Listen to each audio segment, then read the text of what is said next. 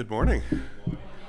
It's wonderful to have you all here. I love doing this informal survey every time we've got a group like this gather. How many of you all are here for the first time today? Wow.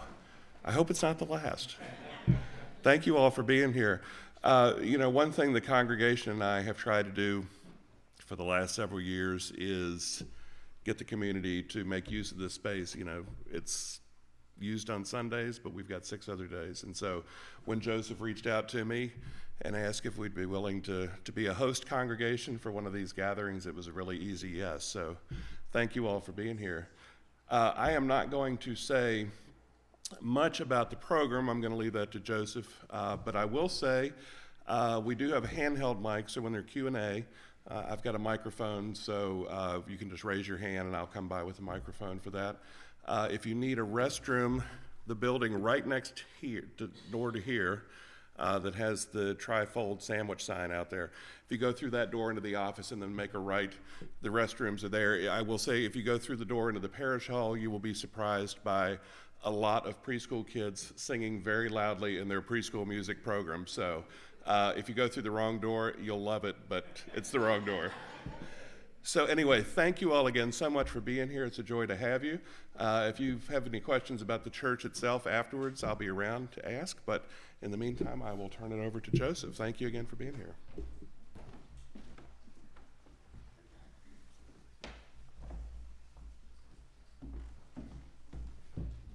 Good morning, everyone. Good morning.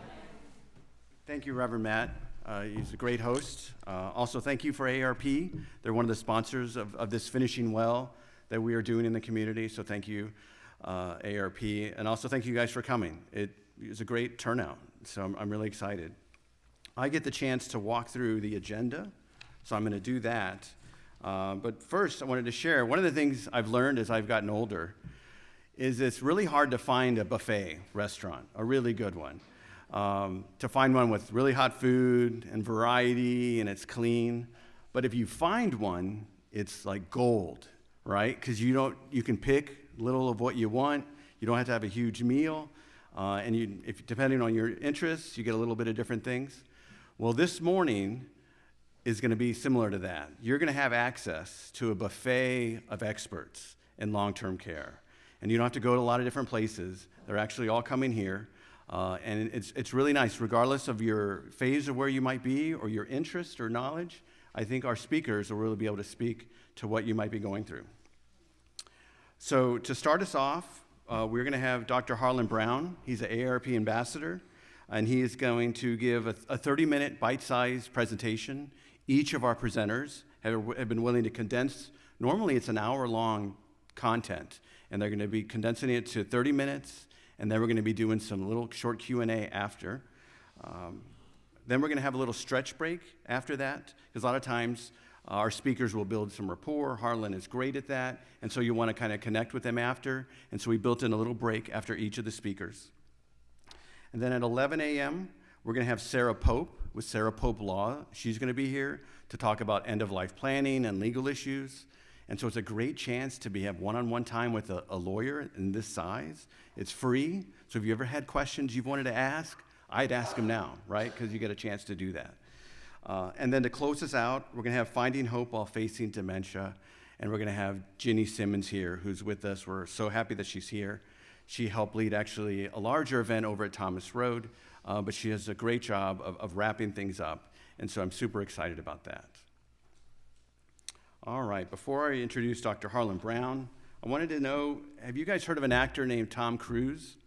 He did a movie called Maverick, and it was originally Top Gun. And so if you're not familiar with it, he got to test the fastest planes that the U.S. has created. Well, in 1956, there was a real Top Gun. And so his name was Tom Attridge. And so he was flying an F-11 F-Tiger. And so it was the fastest plane on the planet. And so while he's flying it, he's going Mach 1 at 20,000 feet. He's testing it out. And then he reports to the ground crew, he's saying, hey, I'm getting shot at. And the ground crew's like, that's impossible. You are literally in the fastest machine. There's no way somebody could be shooting at you. And he's like, no, I am being shot at. Well, no one believed him. Well, when he landed the plane, he's like, look, he didn't get just shot once. He got shot 3 times. And he showed people where on this plane he got shot. And people they couldn't figure it out. Well, it turns out that as he was flying, he was going so fast and he was hard to focus that when he ended up shooting his bullets, he actually was caught up to his own bullets and he shot himself down.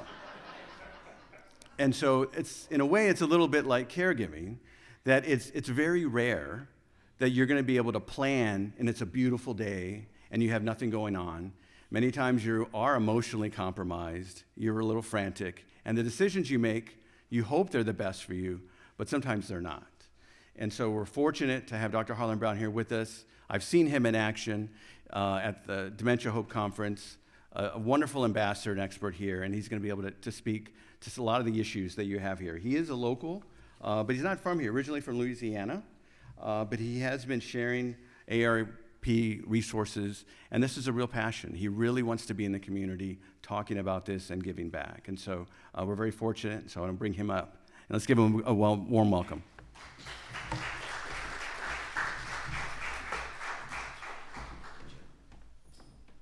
Good morning, everyone. Thank you for being here. Thank you, Joe, for that introduction. I'm excited. I've been in this area pastoring another smaller church around the corner on Everett Road, and I pastor, I'm going to say, the family members till I found out this morning that a lot of the ancestors actually went to this church. Sister Banks, I'm going to ask you to wave your hand. It's the Everetts, and they were located over in Everettstown over on Everett Road. But we thank you all for being here. I'm excited because, as I said, as Father said, that, don't make this your last time. And me being here in the area for some 26 years pastoring my church, I've passed this church that many times, or so many times during the year, and I've always said, wonder if I ever get to go in that church. So here I am. You have in your hand some packets of my presentation. I kept looking at the time and the number of presenters, and I said, well, I hope I have enough time to get through everything so they can get an understanding of what being prepared is all about. Me being in the ministry, I have seen so many families unprepared, and it started troubling me as I saw myself getting older and aging. I kept, wondering, what could I do? And I joined AARP several years back, probably when I was in my 50s, and lo and behold, the Lord led me to, when I retire, actually get involved with it on a regular basis. And Brian Jacks is here, my administrator. Wave your hand, Brian. He's back there. And we thank God for him and his guidance in doing this. But I'm excited about it because it's something that my mother taught me when I was younger. When I was the youngest of 10 children, she would always take us around when she would bake someone a cake, or she would go by someone's house just to visit after church or take a meal. And when she didn't do it, she would send us. And I was usually the last one to get to go and do that. But as I stated, my name is Harland Brown. I am an AARP Ambassador here today to present to you Prepare to Care, creating a plan, some steps to help you look forward in your journey as you age, or as we all age. What the downside of this to me is the people that don't have a plan. Me pastoring, I see it in my church, I see it in the community. There's so many people that don't have a plan. And usually what happens is, as the parent or the grandmother or the grandparent ages, remember, the caretaker is aging as well. So while that caretaker is aging, if they're not prepared with a plan to know how to take care of themselves, now it's reversing, where they're going down, the person they're caring for, now you need someone totally different to come in. I saw it in my family. I was just sharing with Miss Jenny here that as my mother and father aged, my youngest sister, she took it upon herself to quit her job. Her and my mother had talked, and she was the one who was the caretaker. At the services of both my parents, I shared with everyone there the appreciation from all the other children of my youngest sister doing what she did. And she reminds me of that today. That really stuck with her and made her feel good to know that it was noticed by someone else. What you don't want to do, even if you come from a large family or small family, and most of the time there's 2, there's 3, I came from 10. What you don't ever want to do is get into a discussion or argument of what needs to happen in front of the person or the people that you're caring for. Always keep that in mind, okay? Today's discussion is all about supporting you, your loved ones, and we want you to share your ideas if you have any. Ask questions and connect with the family caregivers, because in this room, we're all alike when it comes to having to be responsible for taking care of someone. We'll open the floor up for questions at the end, and I'm going to try to rush through this as much as I can because it's really an hour presentation, and I kept looking at the time, and I said, well, I don't think I'm going to have a whole hour because there's so many more who has to present behind me. But one thing I do want to get to, I want to get to the exercise. As you can see, I brought something up here, and in this little tin can is some balls. And as a caregiver, what you have to do is know how to juggle every task that is placed upon you, because the person you're caring for or the other family members, they're depending totally on you to take care of everything, okay? We don't want anyone to be judgmental in here, okay? Some people may financially be prepared to take care of everything. Some people may be struggling. But we want to present some resources at the end of the session. Hopefully, as Joe said, we can talk and share with you some of the resources. You have been handed materials in your hand that you can peruse through later and read through and make the phone calls or get on the computer, and those things will show you how to find help here in the immediate area. So there's 5 steps. There's 5 steps. In your red package, you have exactly what I'm going through in my presentation. There's 5 steps to create a caregiving plan. And when you start presenting those steps or putting those steps together, have a heart for it. Have a love for wanting to do it. Because you know what? The main thing is going to change your schedule. Your schedule will not be yours anymore. I can say that because I have a witness in my own family who has been caring for someone for over 17 years. That person has been bedridden. That person that they're caring for can't do pretty much anything for themselves. But the pushing and pulling that the individual has to do, and here's what has happened. Being on the bed for over 17 years, the individual on the bed is now 86 years old. The person that's caring for them will turn 80 in the next few months. So think about that life from the late 60s for the past 17 years. You as an individual caring for your husband, your grandmother, your father, your loved one for 17 years, pushing, pulling, raising, lifting. Eventually something's going to happen to your back, and you're going to have to say, I can't do this anymore, okay? During the session, we will share a framework to help you make plans to care for your family members or your neighbors or your friends. You will have the opportunity to connect with other family caregivers that may be here in the room, exchange tips and advice. Never be afraid to talk to someone. And that's usually what hinders a lot of families from moving forward to even have a plan on what it takes to be a caregiver. Before we get started, I would like to ask you to turn to the person next to you and introduce yourself. Would you do that? Just share your name, where you're from.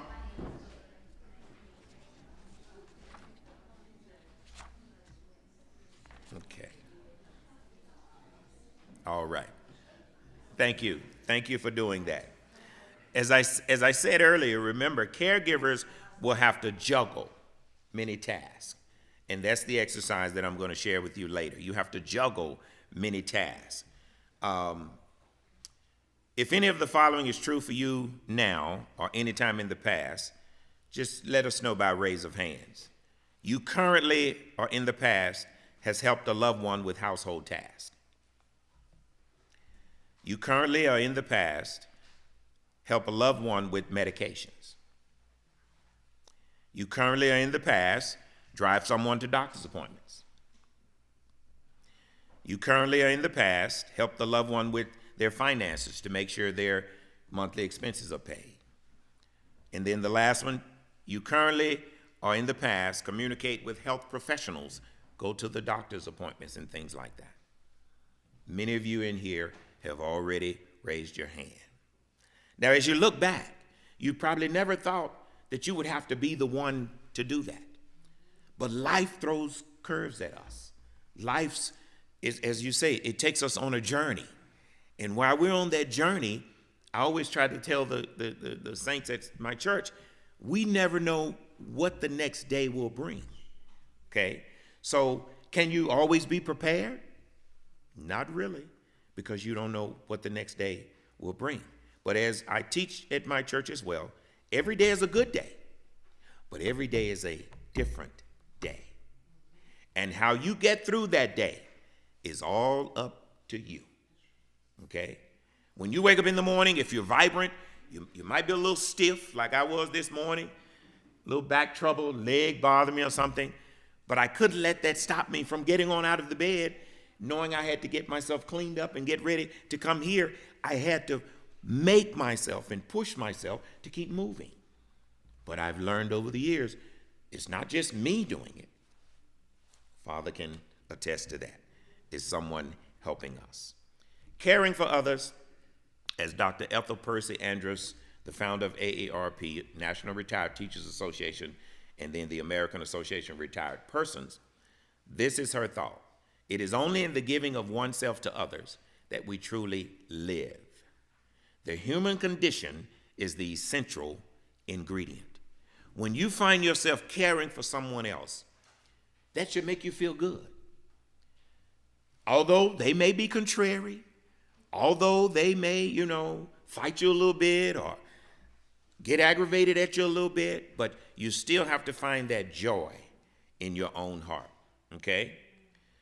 Dr. Andrus was an educator, and her passion was to help other older Americans live lives of independence. Caregiving is in AARP's DNA. As Joe has stated to you, it's a passion of mine. I haven't been doing it that long, but I'm learning as I go, and as I make myself available and just be open with what I've experienced myself, I believe in my heart that it's going to help somebody leave here today, look at life a little bit brighter, a little bit different, and want to make some changes in their lives. Okay. Are you prepared to be a caregiver? That's the first question you have to ask yourself. Are you prepared to do that? Okay. The purpose of this exercise, and I'm going to ask two people to come up, is visually to demonstrate visually how many tasks caregivers handle and juggle at one time. Come on up, 2 volunteers, it doesn't matter. 2 volunteers, one will hold this, and the other one will basically hold their hands out. Come on. Okay, you stand right there. You hold this. Okay, you turn, follow this side. All right, put 2 hands out. Now put 1 ball in each hand. Okay, now that's easy. Because you can do this with those balls, right? Mm-hmm. Okay, wait just a minute. I'm going to tell you to put more balls in his hands.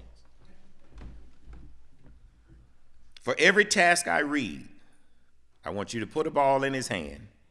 And when I read these statements, I will say mom or dad, but I encourage you to think about the person you're caring for. Okay? Take mom or dad to medical appointments. Put a ball in his hand. Pick up the prescription. Mom or dad. Organize and help ensure the parent's medication. Call the insurance company. Shop for groceries. Father, now you can put both hands together. Okay? But see, you done already dropped one. You see what that means? See what that means? You cook meals.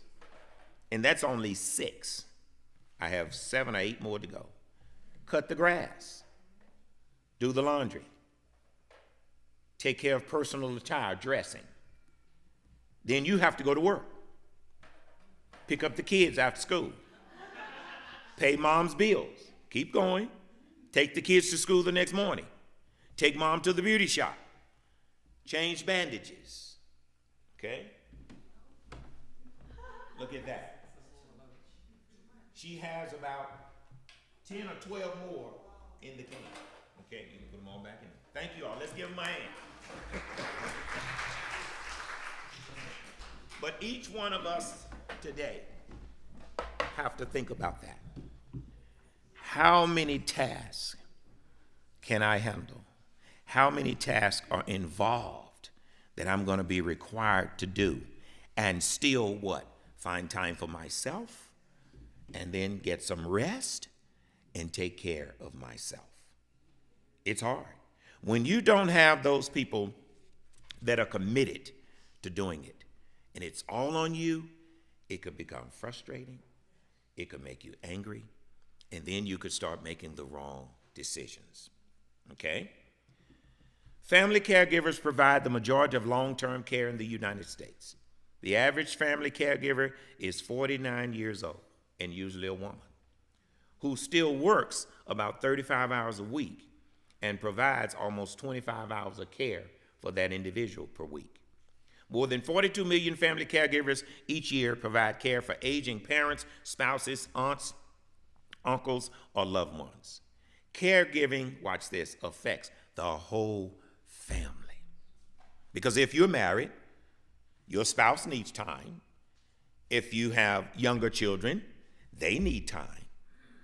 If you are in management on your job, now you have to put in time there. My job, I was on call 24 hours a day. Worked in Blacksburg for over 31 years. I ran the transit system there. But I go back and still remember my sister taking care of my parents. But since I've been at St. Paul Baptist Church, just around the corner, I'm seeing everything that I'm talking about today. So let that sink in for a minute. There's 5 steps to creating a plan. The first one is you have to start the conversation. The next one is, if you can get a team of family members, form the team. The next one is, write things down, make a plan. I love having a plan. The members at St. Paul can tell you, I don't like to just do everything off the cuff, although sometimes that has to happen. But I like to plan it out. Let's see the pros and cons, the goods, the bads, and mainly is the finances there, because you have to make sure you have that. Find support. It may not always be your family members, okay? I offer myself, since my wife and I moved this way, we lived in Blacksburg for 31 years where I worked. I pastored my church for 26 years, so what did I do for 26 years from Blacksburg? I traveled 2 hours one way for 26 years. I give God praise for that, okay? But as I have moved this way now, thank God, I'm right next door to the church. I can walk right out the door, and I dance every time I walk out that door and walk across the yard. Father, I'm right next door and can walk right across the yard. And I love it, okay? And then care for yourself. You have to care for yourself, okay? Let's get the elephant out the room, as you would always have to do. Who remember when you started caring for someone, the conversation that you had with them? I'm not going to ask you to share. Do you remember the conversation? Might not have been that long ago. Some of you are shaking your head. At first, was the understanding there for them to agree with the idea or what was needed to change? I'm going to just look at a couple of ones who shook their head. Go ahead. With my father, I had no problem. But with my mother, I let the decision up to her. Okay. Oh, good. So she was still in her right frame of mind. She could still think for herself. Okay. That's good. That's good. Yes. That's good. That's good. And no matter when you do the conversation with that, it's hard. It's hard because the person who's making those decisions is thinking, now I have to give up my freedom. Now I have to face reality to come to the realization that I can't do this anymore, okay? Many people, here's the downside to that. Many people wait until a crisis occurs. You don't know when you're going to get sick. I tell the people at my church all the time. You never know when sickness is going to come. But when it comes, how long would it last? Because now mentally, physically, you have to go through it, okay? And you have to find that strength to endure, all right? A lot of uncertainty can be avoided if you talk with your loved one before a crisis occurs. It's easy to put off these conversations because they can be difficult, okay? Starting the conversation. Now you're ready to form your team, all right? If you've jumped the hurdle with talking to the person who's going to need the care, now you're ready to form your team. You want to talk to the doctor, have all the information, then you want to talk to sisters and brothers or family members who are going to have to be there with you to help. Because no matter how strong you think you are, no matter how long you don't know how you're going to have to do it, you're going to have some help.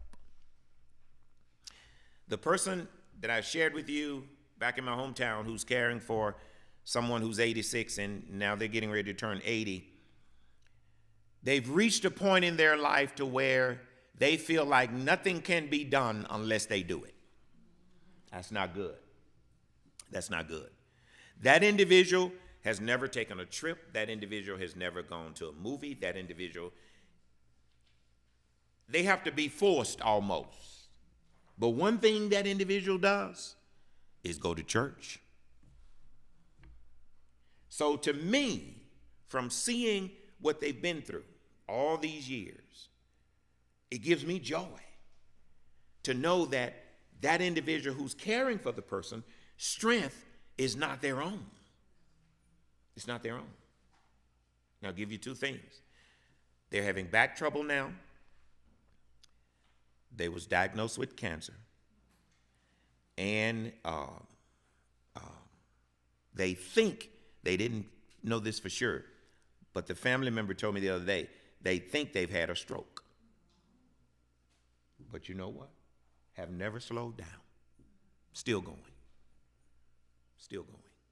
They can get someone, a person lives right across the street from them, who can do what the caretaker needs to do, but you can't trust everybody.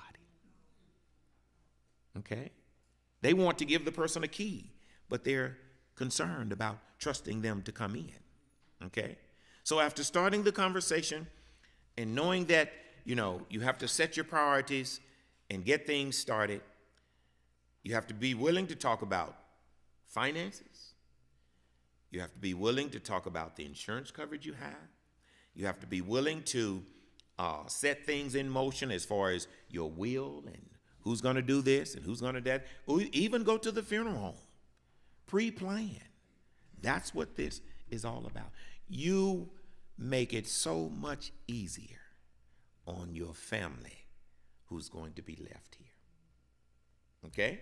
Now, after starting the conversation, keep in mind that some people are private by nature. Some people gonna shy away from telling you things. I don't want to talk about that. I'm not telling you my business. I don't trust you. Would anyone like to share when they started the conversation? We had one. Is there anyone else? She shared that her mother was willing to make that decision. Is there anyone in here who had opposition when the conversation had to be had? Anyone? No? Okay. It could happen, though. Just keep in mind that it could happen. All right? After you start the conversation, who's in your circle that you can trust? Your sisters and brothers all out of town, the children who are of age, your nieces, nephews, or whatever, they got their own families, they got their own children, they got their own jobs. Okay? So get your team together. Form your team. They could live nearby. They could help do simple tasks. Like if they live closer to the drugstore, they can make that run for you. Something like that. Okay? So what you need to do is share the talents with all who is in your circle. And I said it earlier.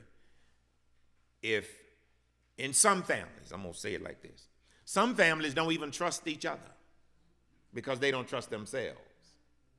So you have to build a level of trust. Okay? Building your support team, determine the number of people you may need. Assign roles and responsibilities. If you know you can't cut the grass, pay somebody to cut the grass if you can't afford that. Okay? But if you're not ashamed, ladies, to get on a lawnmower, tractor, push a lawnmower, run a weed eater, you got to do it. Okay? But focus on the care you're giving to someone else. And if you do it, and do it with a love and a joy of excitement, somebody will be willing to do it for you. Okay? Making a plan. You've informed your team. Now it's time to put everything together. Meet with the team. Because one thing I've learned pastoring a church, everyone has an idea. Am I right, Father? Everyone can give input. But is it the right thing to do? Your idea may be good for you, but is it the right thing to do for the church? Okay? When I went to St. Paul, I remember 26 years ago, I told them, I said, now, here's the way I do things. I said, remember, I have to learn all of you all, but you all have to only learn one, and that's me. And after 26 years, Lord have mercy, there's so many different personalities in the church. Am I right, Father? Okay. All right. Assess the goals. As you put the plan together, what are your goals? What are you trying to accomplish? Okay. Number one is, you know you want to give the best care you can for the individual that's needing that care. Now, things are going to change. Let's go back to the family I shared in that I know the father is 86 years old. The person taking care of them will be 80 years old soon. The blessing behind that whole thing is that the individual that's needing the care has rarely been in and out of the hospital. Only during the year, for the last 17 years, basically had to go to the doctor's appointments. That's it. Now, me as a pastor, going a little bit further with that, I keep asking myself, why did God allow that to happen to him? I may never know, but that was the path of life that he's been on. And you know what inspires me? Never complains, never grumbles. Just accept it for what it is. Make a phone call to them. If you call them, if we get a chance to make a phone call to them, or some of my family members, we talk to them or whatever, how you doing today? Trying to make it. Doing good. A little bit better than I did yesterday. That encourages me. So when you're caring for someone, that should encourage you as well. Okay? In building your plan, all right, does anyone have any tips they'd like to share, that they have a plan that they would like to share with anyone in your plan? Something you did or had to change, something you started out with and then you had to change as you went on into it? Anyone? Go ahead, Brian. Thank you. Well, I think it's appropriate that we're here in the church today, and all right, I'm not hearing anything different. Maybe you can hear me better. I got you. I'll say this, and that is that I think it's appropriate that we're in a church today, as you're talking about building a team and recognizing that each member of the team not only has an opinion, but also comes with different talents. Yes. Different experience, different expertise. Yes. And that as we're forming teams, and let me just say, I'm thankful that my parents held a meeting with all of the siblings this past summer. We all came together, and part of that plan, to answer your question, involved members at church helping out in different ways. And especially, as you mentioned, lawn mowing and weed whacking. Yes.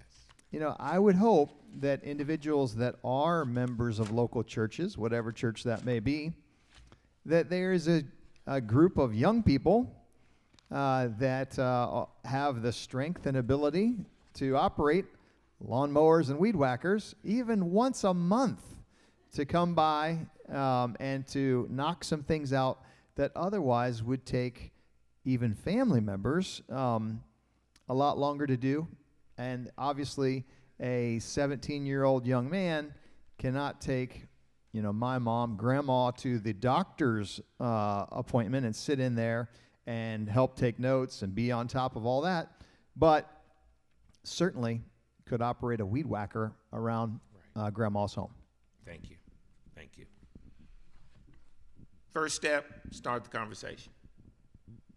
Number 2, form your team. Number 3, make a plan. Number 4, find support, whether it's among your family members, with members of the church who are available, with members in your community. And I'm going to say this, that you can trust, because you can't trust everyone, okay? And the final one is care for yourself, okay? If you're not well rested, if you're not healthy, think about the times if you're the sole caretaker that you're not feeling well, but there's no one else that particular day can fill in for you. So you still have to find that strength to muster up, to get up and take care of yourself, get cleaned up, and then still go do what you have to do.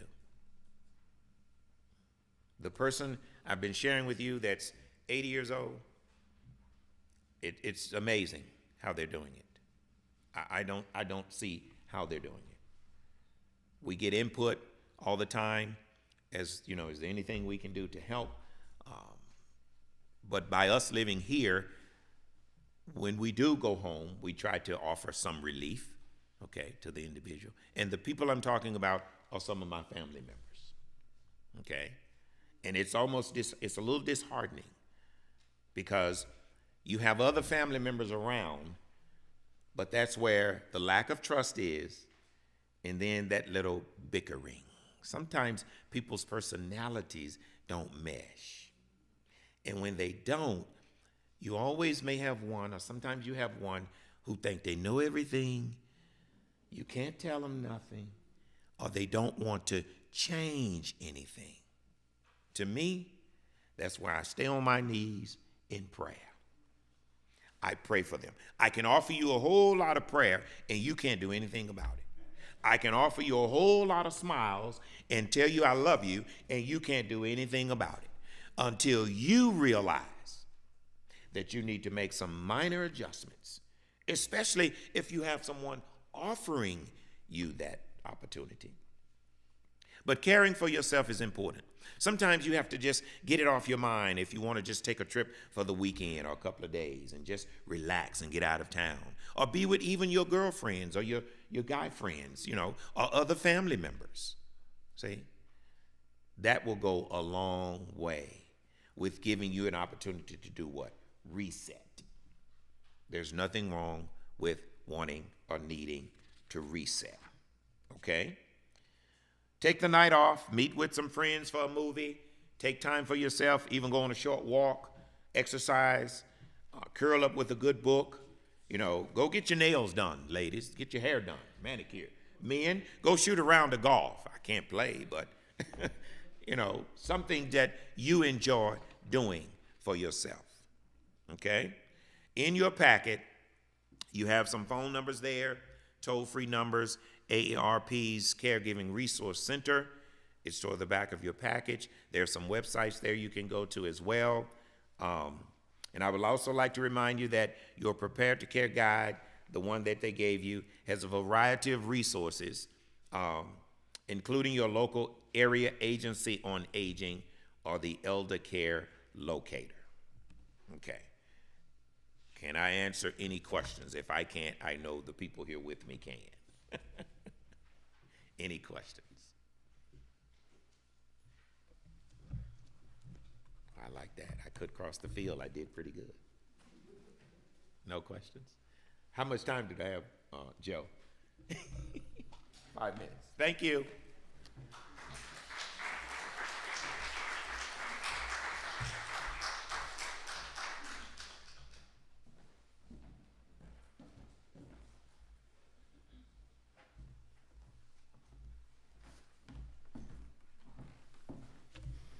All right, we actually get a little break.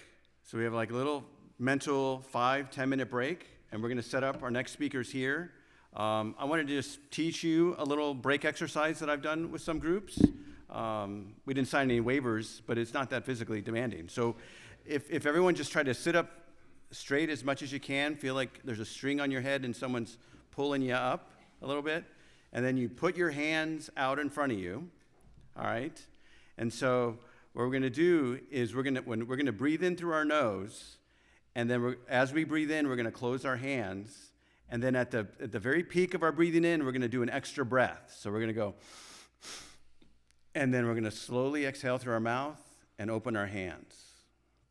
Now, if you're really feeling dangerous, you could actually do 2 at the top. So when you breathe in, you go, and then you go 2 breaths, and then you release. And so a lot of sports psychologists will use this with high-level athletes, but it's just a quick little mental break. So if you do that, I'm going to set up the whiteboard for our next speaker real quick.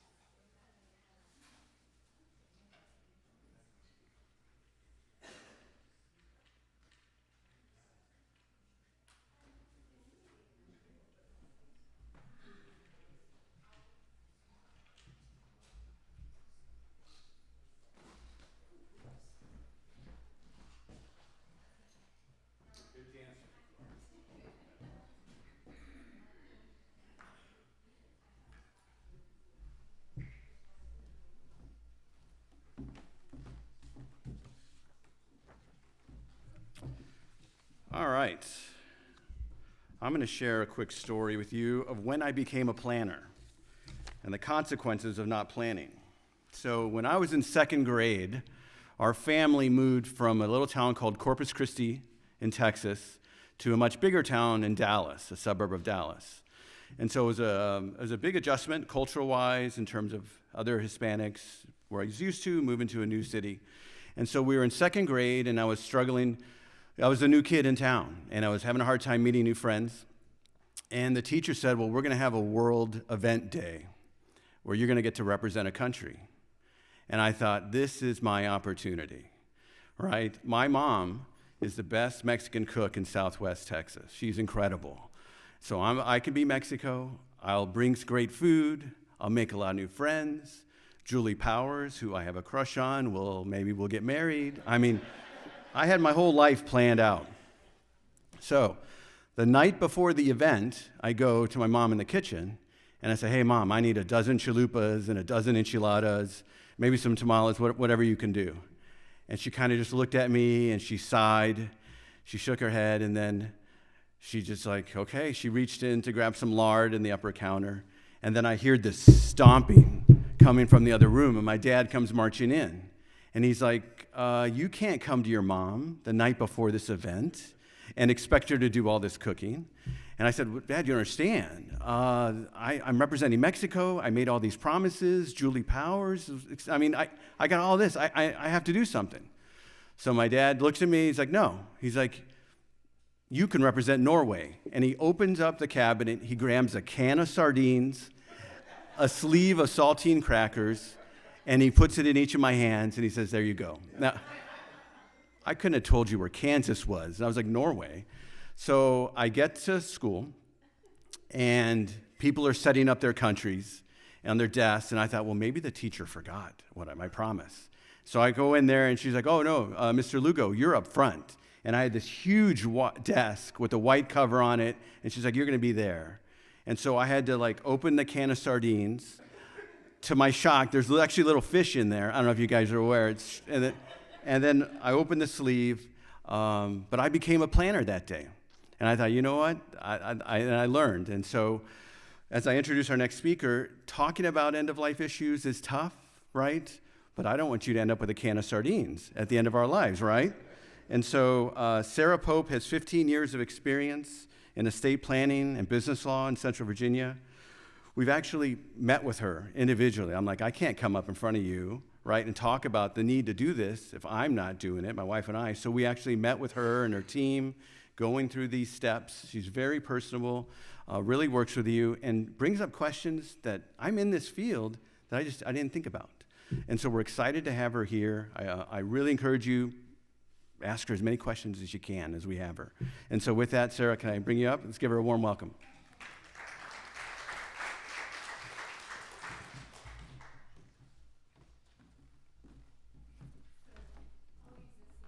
Okay. And I'll just start here. Start there, yeah. We have a mic. When you go over there, we'll have a mic for you. Okay, great. Well, Joseph, so I grew up in North Carolina, and have any of you guys ever eaten liver mush before? Liver mush. Okay, so that's like what I grew up eating. And my dad did all the cooking in my house. And so we ate sardines and crackers like every day. So when you say that, I know what that's like. I went to middle school for the first time with sardines and crackers in my lunchbox because that's just what I was used to. I didn't make any friends that first year. Like, nobody wanted to sit with me at lunch. It's really sad. Liver mush, if you've had like scrapple before, it's like that, except it's more livery. So people who like liver, it's good. You can get it in North Carolina. So, yeah. My kids eat it. They don't know any different.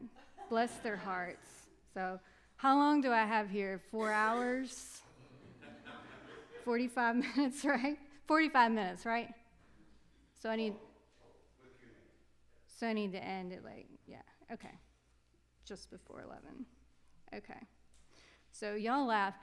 The last session I did talk for 4 hours straight on one point in my outline today. So I'm not going to do that. That was like a seminar for other professionals.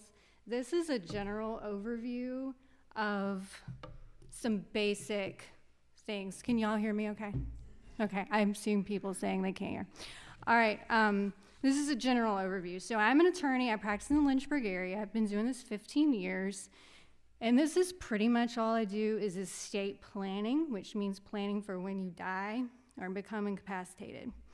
The other part of my practice is doing business planning. So I work a lot with small businesses and nonprofits. So if you're in jail or you have a traffic ticket, I can't help you. Sorry. One of my clients told me one time, I'm just doing this as a gift for my children. This is my very last gift I'm giving to my children, is the gift of order, a sense of security, and just knowing that my wishes will be carried out, and the kids don't have to deal with a lot of court and finding an attorney and last-minute questions, because when someone dies, they're already at a heightened sense of, emotion, insecurity. So having an estate plan in place really is a gift for your family, if you want to think about it like that, because nobody really wants to think about their impending death, but we're all going to be there. So it's a good thing to think about. I'm going to first just talk briefly about why you would need to talk to an attorney. 30 years ago, we didn't have this question. If you needed a will, you just go see an attorney to get it done. But now we have a lot of online products that offer that. We have people like Dave Ramsey, bless his soul. I like him, I like his podcast, but he does say, for most families, you can do an online will and you're okay. So I think, I am biased because I am an attorney, but I would say the value of meeting with an attorney, even if you really do need basic estate planning documents, is knowing that you have a thorough review of your specific family situation and you've been able to have a dialogue with someone who knows that process. So I try to add value to those meetings for families who just need basic estate planning documents, and I would say that is the majority of people. Then, you know, we try to make that cost effective for them, but you're paying for a consult too. Going online and trying to do it yourself, which in your generation, most people don't do that, but I'm talking, millennials typically do that. You're not sure if it's done correctly. I've reviewed a lot of those online forms. They're often not executed correctly. They're not notarized or witnessed, or, you know, there's things wrong with them that might cause problems later, and you end up paying more than if you had just gone to an attorney to begin with. So that's my speech about online forms. When you do talk to an attorney, talk to someone who does estate planning, not someone that's a general practitioner. I can't tell you how many clients come to my office and they have this huge binder of trust documents, and they have no idea what it says or what to do. Their families don't know what to do when they die. And oftentimes, a lot of those trusts have nothing in it, so they've essentially paid $6,000 to $8,000 for a binder of papers that doesn't do anything. So be sure you talk with a competent estate planning attorney. Beard Center could potentially give referrals, talk to your CPA, financial advisor, someone local, you know, might be a good fit that does estate planning. And your family members might have had a good experience. So there is a generational gap. Like I said, most people in your age bracket see an attorney. Millennials try to go online. People in this younger generation, I had a family this week, young couple, and they were like, hey, so we looked at a lot of Insta Reels and YouTube videos, and we need a trust to protect our assets. And, you know, I had to talk them back from that because they don't really need a trust. A lot of families don't need that unless you're in a certain situation. And that's what we're going to talk about today. So if they had gone to maybe another attorney, they would have happily paid, you know, $6,000 for a trust, been very happy with it, but they didn't even need that. So because they didn't have any assets to protect. They don't even have real estate. So that's why, you know, this really a case-by-case basis on whether you need something like a trust or whether you can get just a will and you'll be fine. So just to give you an idea of what we're going to talk about today, we're going to talk about incapacity first, just touch on that, and then wills versus trusts. What are the differences? What's the reason maybe you need to think about a will? We're going to talk about probate. What is that? And ways, I'm going to try to give you some practical tips today on things you can do to avoid probate on a lot of your assets without even talking to an attorney. So hopefully you'll get some practical advice out of this that will save you some time and money later. All right, so incapacity protection, 2 documents you need to think about. Most people know what those are. That's a power of attorney for financial decisions and an advanced medical directive for medical decisions, all right? About 15 years ago, people were calling that a living will.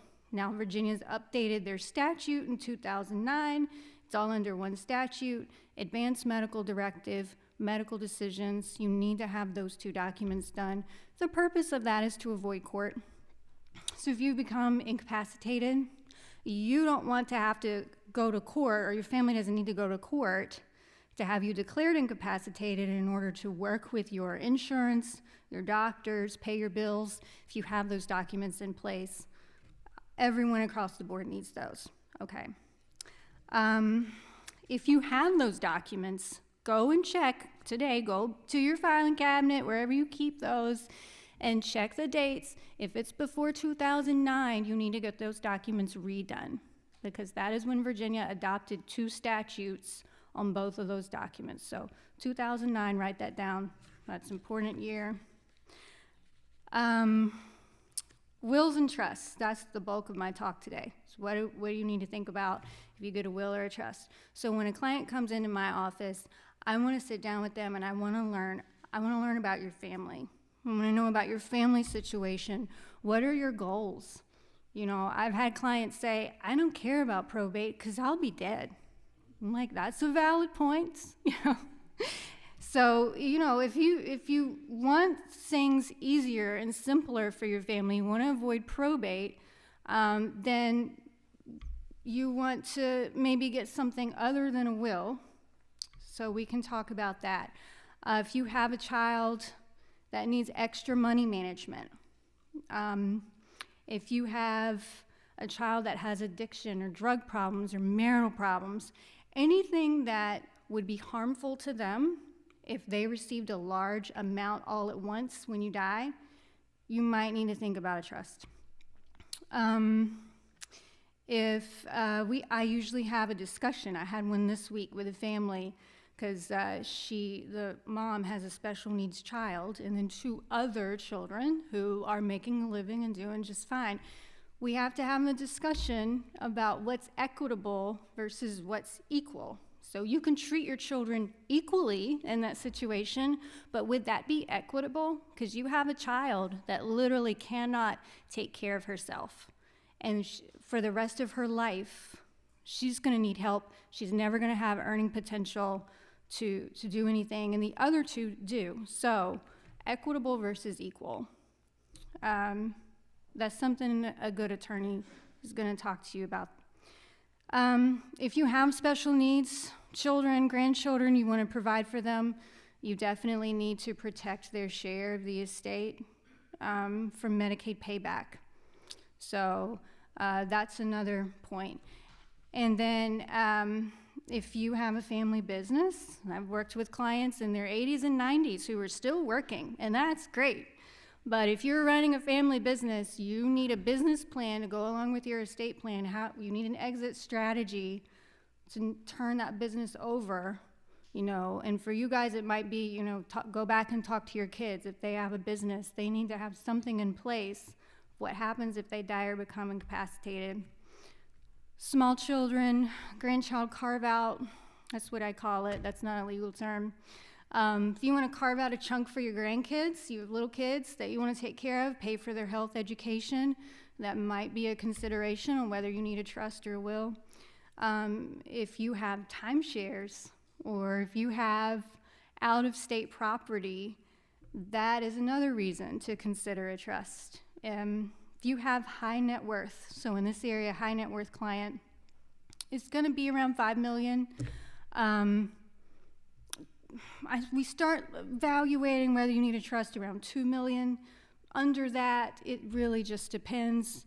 Again, all of these things I've just listed out are factors that we consider when we're thinking about an estate plan for clients. So when a client walks in, we go through a lot of questions. We just talk about family goals, what you want to accomplish, and then normally I'm able to give a couple of options, you know, without being super overwhelming, because it can feel overwhelming. Imagine going to a doctor and saying, I have this problem, and they're like, well, you know, it could be cancer. It could be you just have a virus, or, you know, you could be the next person with the plague. We don't know.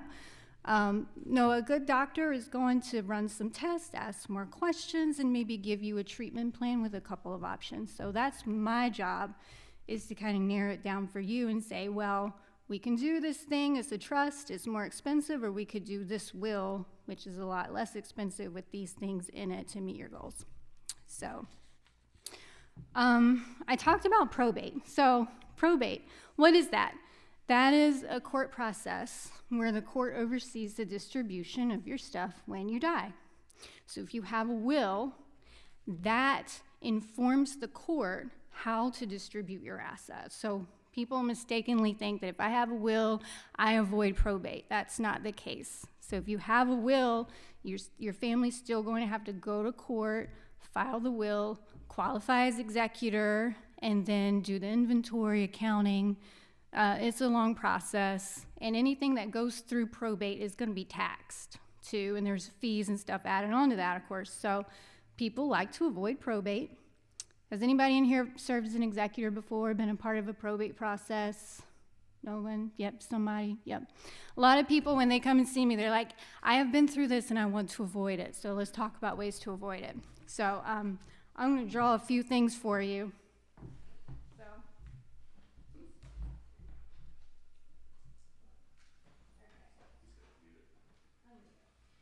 Sometimes it helps to visualize it and just kind of see. I draw this in the office too. So let's say, you know, we have Mary and John Doe come in, they have their home, and you've got stuff in your home, we call that personal property, and that's including your cars and stuff. And then you've got retirement accounts. A lot of people have retirement, 401k, IRA. I don't know if you can read that, just pretend. And then you got your bank accounts. You got brokerage accounts maybe at an investment advisor like Edward Jones or Ameriprise, somewhere like that, okay? Life insurance, most people have some kind of policy. Let's say you have a pension, all right? That's a type of annuity. So, you know, different people have different assets, but if you think about it and separate it into two different piles of stuff, this pile of stuff right here passes through probate. And if we do it correctly, this pile of stuff does not pass through probate. So non-probate, okay? So this pile over here passes through the will. Over here, you can name beneficiaries to all of these things. So if you've got, you know, most people, if you have a spouse, you've got surviving spouse listed first. Let's say you've got, like, you know, kids, 3 kids. Each child after surviving spouse gets 1/3 of these assets. You can even go to your bank, Wells Fargo, Truist, any of those places, and ask for a beneficiary designation form. If it's a joint account, it's going to go straight to the co-owner, which is typically surviving spouse. You can say, I want to designate beneficiaries. It's called payable on death, transfer on death, and it will go straight to them without going through that process. So as much as you can get out of this pile and into this pile, the better you are, all right? So a lot of people forget to do this. You know, when you buy life insurance 30 years ago, 40 years ago, you later on had kids, they forget to update this. So go back through. It's going to take some legwork on your part, but boy, does it save your family a lot of time if you can do this. So this works well if you have what I call the abnormal family, the family with no problems. That hardly is the case. But if all your kids get along, they don't have creditor problems, this works great, okay? Because you got everything passing spouse, surviving spouse. Then we only have to think about the home or the house, any real estate that you own, personal property, okay? There are ways to avoid probate with these assets. So if that is your main goal, we can do something and create a trust, okay? I tell people to think of a trust almost like a business entity that you set up on paper, where you and your spouse own it together as co-trustees if you're married. And we can retitle real estate into that trust, all right? So when you die, your trust owns your real estate. You don't own it, technically, legally. And this is not anything unusual. We've had trust for a long time, so I'm not giving you anything like super weird or crazy. This is done all the time. Retitle your home into trust. It does not affect your mortgage. It doesn't affect your taxes. This is a revocable living trust, okay? So very basic as far as trusts are concerned. And then when you die, the trust explains what happens to your house. You know, if, you know, it goes straight to surviving spouse and then to the kids. So that's how a trust avoids probate. That's very simplified, all right? Let's say you have other property, we can move any property in here. Let's say you're in a special situation where you have a blended family, a second marriage scenario. You want to preserve the house for your surviving spouse, but you know, let's say you you purchased that house before that marriage, so you want to preserve the value of the house for your biological children, but you want your spouse to continue to live there. We can do that through a trust, okay? So those more complicated situations we need a trust for that. If you have a special needs child or a child that needs extra money management, we can have this trust. Let's say child number 3. It's normally the youngest kid that's the problem. 1 and 2, they can get their share of the estate outright. That's no problem. Child number 3, problem child, for whatever reason, we can't let him get it all at once because he's just going to spend it, or his ex-wife's going to take it, whatever. This can spit out a little sub-trust for child number 3. Child number 3 has got a trust account then that's managed by someone else, normally a sibling or a family friend, that just gives that kid income, gives the kid health-related expenses are paid for, education expenses, manage it, or just, you know, staggered distributions. You want your kid to get it, but you don't want him to get it all at once. So like 5 years, you know, right at death, he gets a third. 5 years later, he gets a half of that, and then, you know, 10 years after death, he gets the rest. So we can do anything like that with the trust. So that's just kind of how that works. If you have a special needs child, that same idea applies. We create a special little sub-trust in here, so that special need child, their assets are protected from Medicaid. Because if a child is on Medicaid and they receive from your estate, Medicaid can come back and claw that back. So you don't want your hard-earned money going to pay back the government.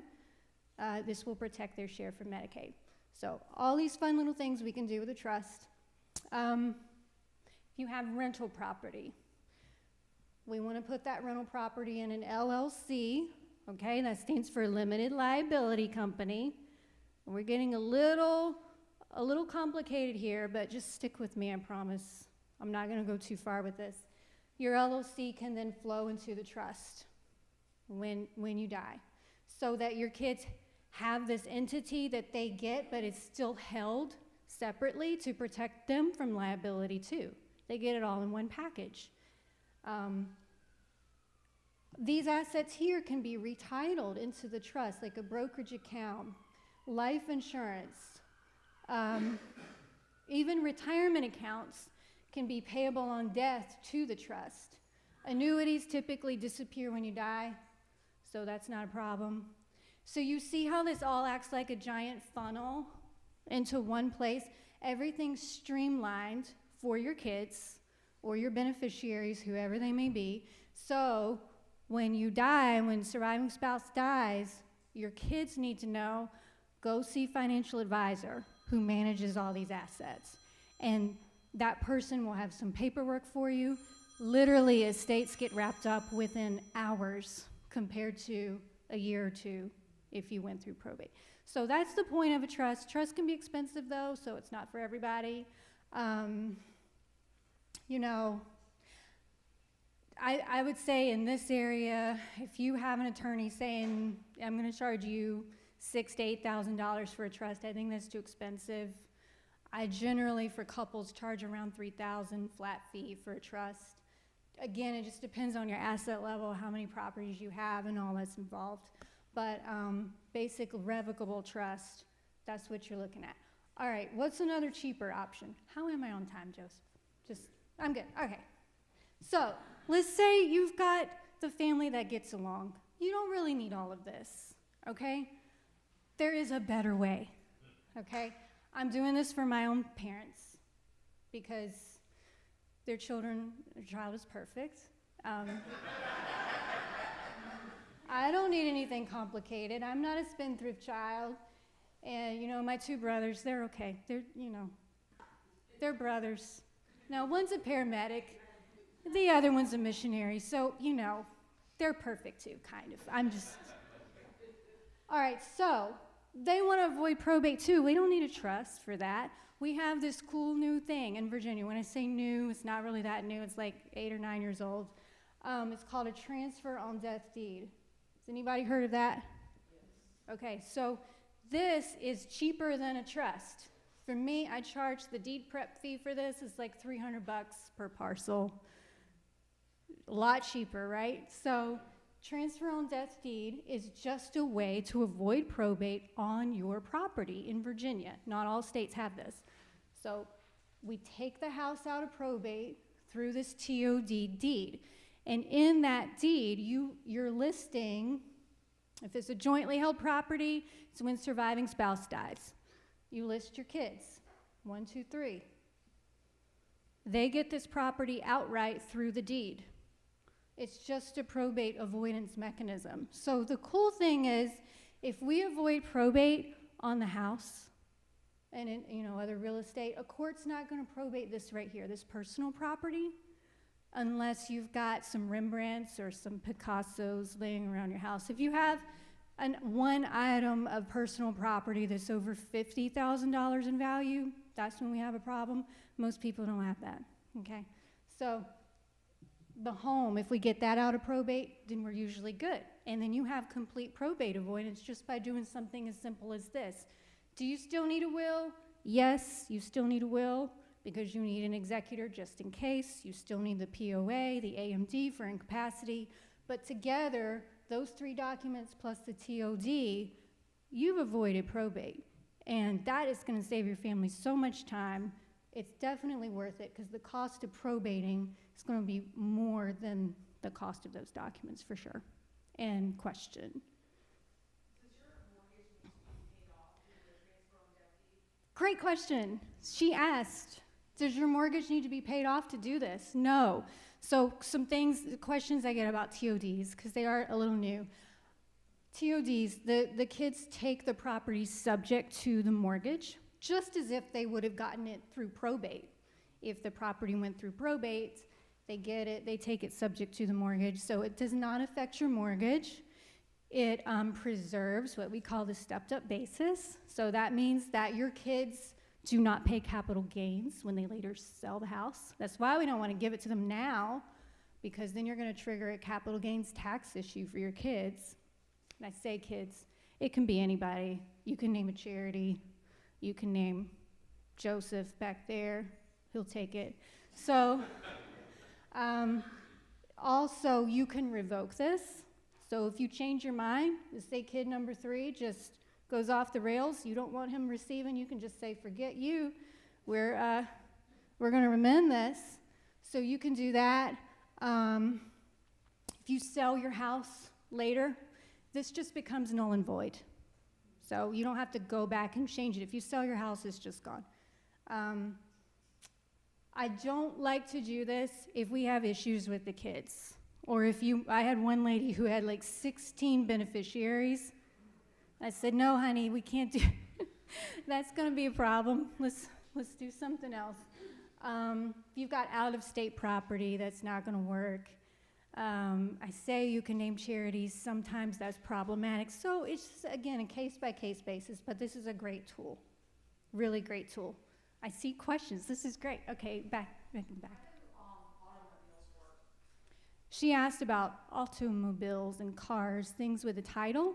So the DMV's updated their forms now, thank goodness. So if we have a car that's personal property, unless you have a really expensive car, like $100,000 in value, let's say you've got an expensive car, it's over that $50,000 mark, I'm okay with it staying here. A court is probably not going to probate that. The DMV has an affidavit form now where you can go to the DMV with title, death certificate, fill out their affidavit, and transfer title that way through the DMV itself instead of going through the court for that. So that's a different way to handle cars. Was there another question over here? You're talking about staggering payments Yeah. in the trust. Can you also have staggering payments in the will? Can you have staggered payments through a will instead of through a trust? Yes. You can do a will trust hybrid where you have a will you know, that's probated, right? Wills always are probated, and it springs out a trust. I tend to avoid that because if you're going to have the cost of doing this, it's just better to go ahead and set the trust up now, because you still incur the cost of probate and then the administration of the trust, which has to be overseen by the court. So this scenario happens, but I prefer to avoid that because of the fees involved to the family. Yes? Can you, if you already have all your paperwork done except that TOD, can you add that in? Yeah. After the fact? Do you have to go through a whole legal process of redoing all your paperwork? No, no. So her question was, let's say I already have a will, power of attorney, advance directive. I just want to add on this transfer on death deed. I get that. We get phone calls all the time for that. It's literally like a 15-minute conversation over the phone. I get your information, or my paralegal does, and then we do the deed prep fee, and then you just come in and sign. So we can add that on. That's an easy thing. I do tend to, just for completion's sake, I want to give people the value of talking to an attorney and letting me review your documents just to make sure they're good. So typically we do that, and then also do the TOD as well. So, yeah, good questions. Yes? I had a sister, she passed away into Campbell County. They want to probate the house, the cars, the furniture, everything, and it cost us something like $1,000. Oh, yeah, yeah. So, Every 3 months, my grandson, her grandson had to have written itemized list of what he did. So it's really involved. yeah, so probate, so great example. His point was, if you die with a will and you haven't done any of this, there's no TOD, there's no trust, a court is going to include everything in this circle, personal property, stuff in your house and everything is going to be included. I'm saying if we get the real estate out of probate, it qualifies as what we call a small estate, and a court's not going to probate that stuff. So, yeah, good point. Any other questions? I love questions. It makes me know you're still alive and still with me. Okay, yes. Have you worked with actual direct beneficiary on your personal property, I mean, your real estate, your house? Can you choose someone to be the beneficiary of that? So the question is, how do you choose beneficiary of your personal property, like stuff around your house? So the way Your real estate, your house, can you just make a beneficiary on the deed or whatever? Decision who it goes to ahead of time. how do you do that? Or, well, you just decide who you want to get, who wants to get the house. And you have worked with that is. Yes. Yeah, so I'll just say, do you want your kids to get the house? Or do you want to name somebody else? So most people are able to say, yeah, I want, John Doe to get my house. And then we'll just add them on that deed and record it in court for you. Question? I know very little about life insurance. Oftentimes, because I work for AARP, everybody thinks I sell life insurance, but I don't. Can you just go into, I did talk to someone who was a life insurance salesman over a year ago, and he was saying, with life insurance, if you want to absolutely promise, make for sure that each of your kids gets $500,000 when you die, you can do that. I can write up a policy, you pay the premiums monthly, and presto, bingo, that can be done. And I thought, that there is an appeal to that. A sense of, hey, I want to, make sure that each of my children gets X amount. But I have no idea how that, works legally, and in terms of, is it better for, investing in the stock market with a sense of hopefully it appreciates to that amount when I die. But that idea that, hey, right now, you sign on this document, start making your premiums, and you have a guaranteed amount that your children, grandchildren, whatnot will receive, that made me think, well, I should at least check it out a little bit more. What do you have to say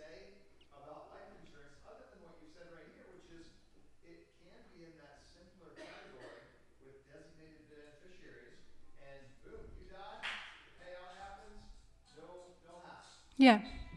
So the question was about life insurance, whether this is a good idea. You can easily pass along a lot of wealth through life insurance.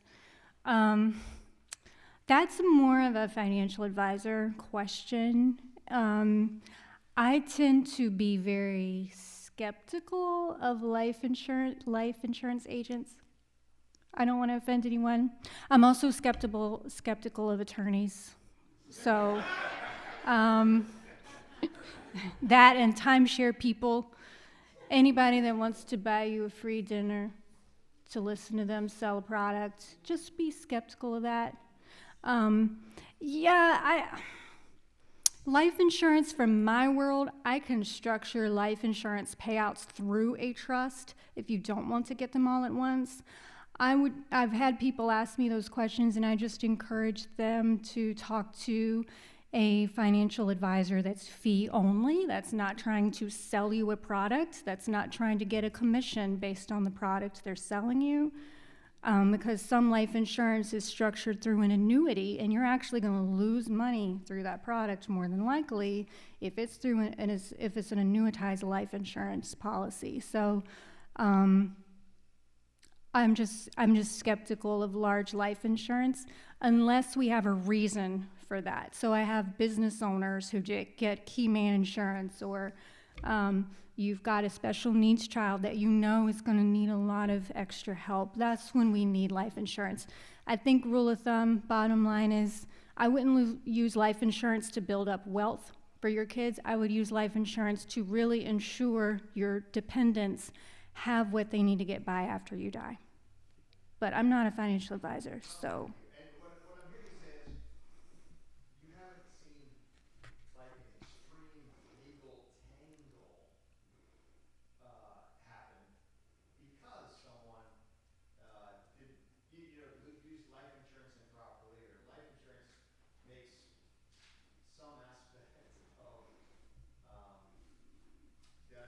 Yeah, anytime there's a large amount of money, I've seen extreme legal tangles because people fight all the time over money. You think your kids get along now? You just wait till you die.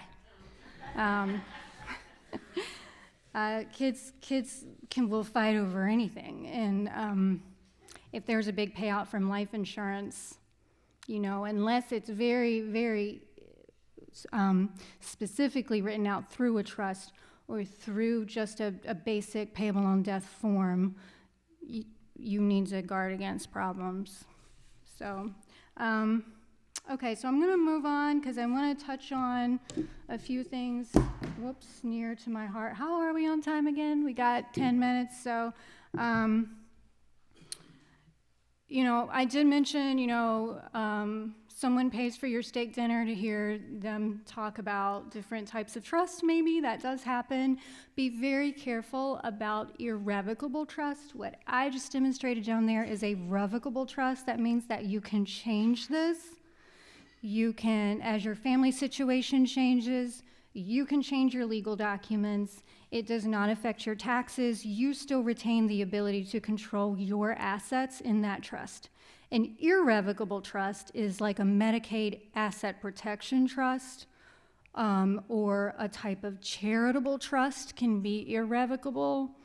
There's things called an irrevocable life insurance trust.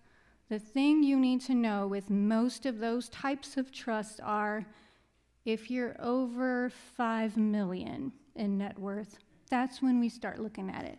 For most normal people, we don't need to even look into that, okay? For Medicaid trust, I have a lot of questions about that because, because there's a fear factor involved. I don't want to be, not be able to take care of myself, and I want to protect my house from Medicaid payback. That is a case-by-case basis that I will take with you. I would say most of the time, people do not need a Medicaid trust. If you have someone charging you $10,000 or $12,000 for a Medicaid trust, that should be a red flag because it shouldn't be that expensive. And if you are able to pay, like my client who had an $8 million net worth, he goes to an attorney downtown that is going to charge him that much for a Medicaid trust. It was like, buddy, you don't need that. You don't even need to be on Medicaid. You're never going to qualify for Medicaid, and you don't want to be on Medicaid. If you have that high level of net worth, Medicaid is the lowest level of medical care, okay? You don't want that. It's not the holy grail it used to be. So if you're in a comfortable financial situation, you don't need a Medicaid trust. If you're property heavy, if you have a lot of property, but not a lot of other liquid assets, we might want to consider a Medicaid trust. Just know that that is irrevocable. You lose control over your property if we set up this trust, and Medicaid has a 5-year look-back period where they can claw back that asset. So a lot of times, if you're in your 80s, 90s, and you're looking at Medicaid trust, you're too late. And I'm sorry, but there are other ways to avoid Medicaid. That's kind of a little beyond the scope of this presentation. But there are ways to avoid Medicaid. It's just not a Medicaid payback. It's just not as guaranteed as maybe a Medicaid trust would be. I get questions about estate tax. I'm afraid about estate tax. Everybody's good. Most people are good right now. Right now, everyone has a bucket that they can fill up of about $14 million that you can give away during your lifetime or at death, and you're not taxed on anything under $14 million. Okay, so that's great, right? That amount is going to go down. We don't know what Congress is going to do yet. We're thinking the bucket's going to go down to 7 million or 5 million. Even so, most normal people, were well under that. So if you do have a high net worth, and you're thinking, it might be closing up to 5 million, we can save you on those taxes through a trust scheme, a revocable trust, using something called a credit shelter trust. But again, that's a little bit of a bigger topic than the scope of this. I just wanted to touch on that. Okay, so now for my shameless plug. So if you do have questions, you can come and see me afterwards. I am referral based, so tell your friends. Every now and then I crawl out of my hole and I come and do these talks because I think it is very important for people to just be informed. I work with clients all over Virginia, so not just the Lynchburg area, and I'd be happy to talk to you afterwards. One last thing, we've talked about your stuff, right? Your stuff, but we haven't talked about the most important thing, and that's you, okay?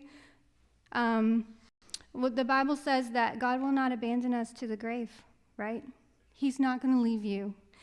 And it is a very tragic thing. I've watched so many people die thinking they had a chance to reconcile their soul with God. Please do that. If you get anything out of this talk today, do that today. Okay, that is more important than any estate plan that you can put together. So, thank you, friends. It's been wonderful. And I appreciate your just attentiveness and your questions. Thanks.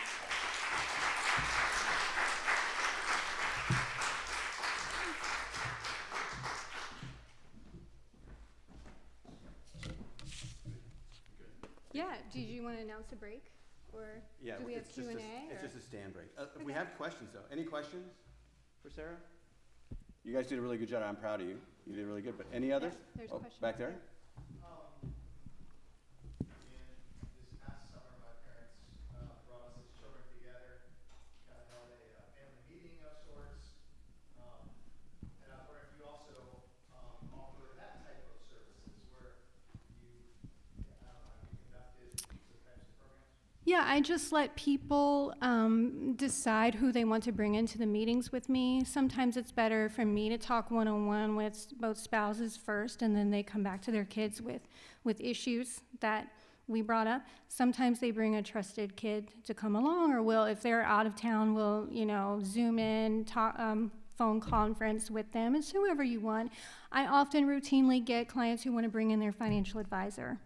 I also do home visits, so if you're unable to leave your home, I can see you in your home too. There's a couple there. Other questions? Yeah. Okay, so he's asked about pricing. I'm glad you brought that up because I'm very open with my pricing list. I do flat fee pricing, so if you just need a basic will, trust, will, power of attorney, advance directive for couples, that is $850. For a single person, it is $650. A transfer on death deed is an add-on fee of $300 plus court costs, which are going to be around $75.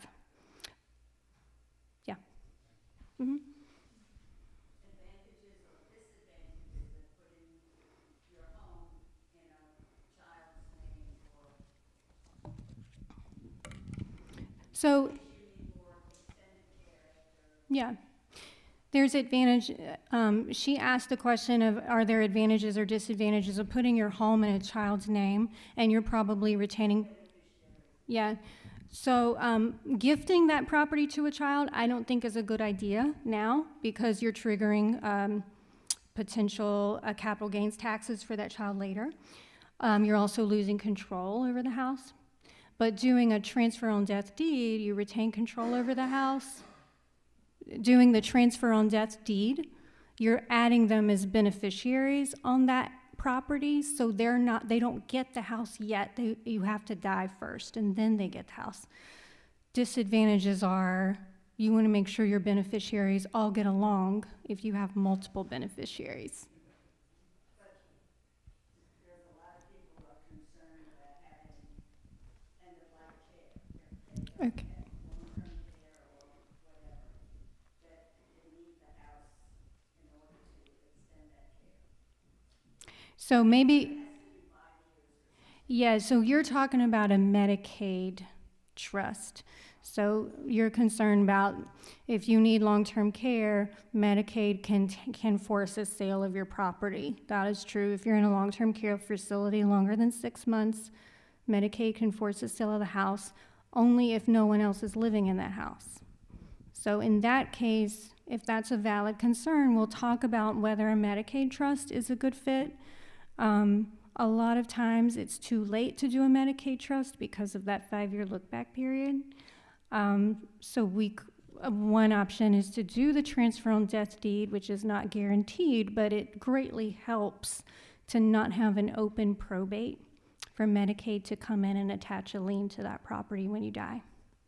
That's, in a nutshell, the answer. Yeah. How does it when you have not, let's say if you still have a mortgage, not necessarily the owner of the property paid in full, but will you still use a transfer on death? So the question was, if I have a mortgage, can I still do a transfer on death deed? And the answer is yes. Because in Virginia, even if you have a mortgage, you're still legally the owner of the property. The mortgage holder just has a lien on the property. And Virginia allows us to do these transfer on death deeds even if you have a mortgage on the house. Yes.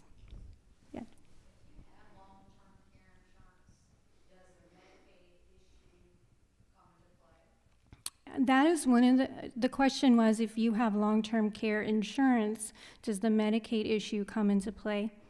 That is part of my evaluation with clients. That is one of the questions I ask them, is if you have long-term care insurance. Typically the answer is, if you have LTC insurance, you're usually protected from Medicaid. Yes. Can I jump in with a question? Yeah. I love it. Have you ever worked with an individual who did a reverse mortgage? Yes. I was joyful. Can you talk about that, or pros and cons, or thoughts? Again, that is a financial Yes. product, so I'm not a licensed financial advisor. I tend to frown on them. It evokes my frowny face when I have someone say, I've got a reverse mortgage, because you're putting a lien on the one asset that's usually like your highest level asset. And there's typically other financial products out there that can pay better without encumbering your most expensive asset that you've paid dearly for decades of your life. Thank you. Any others? You guys have been good. Yeah. They got their money's worth. Yeah, you didn't know you were charged per hour for this, right? Never trust an attorney. That's a big takeaway from this. Thank you very much. Thank you.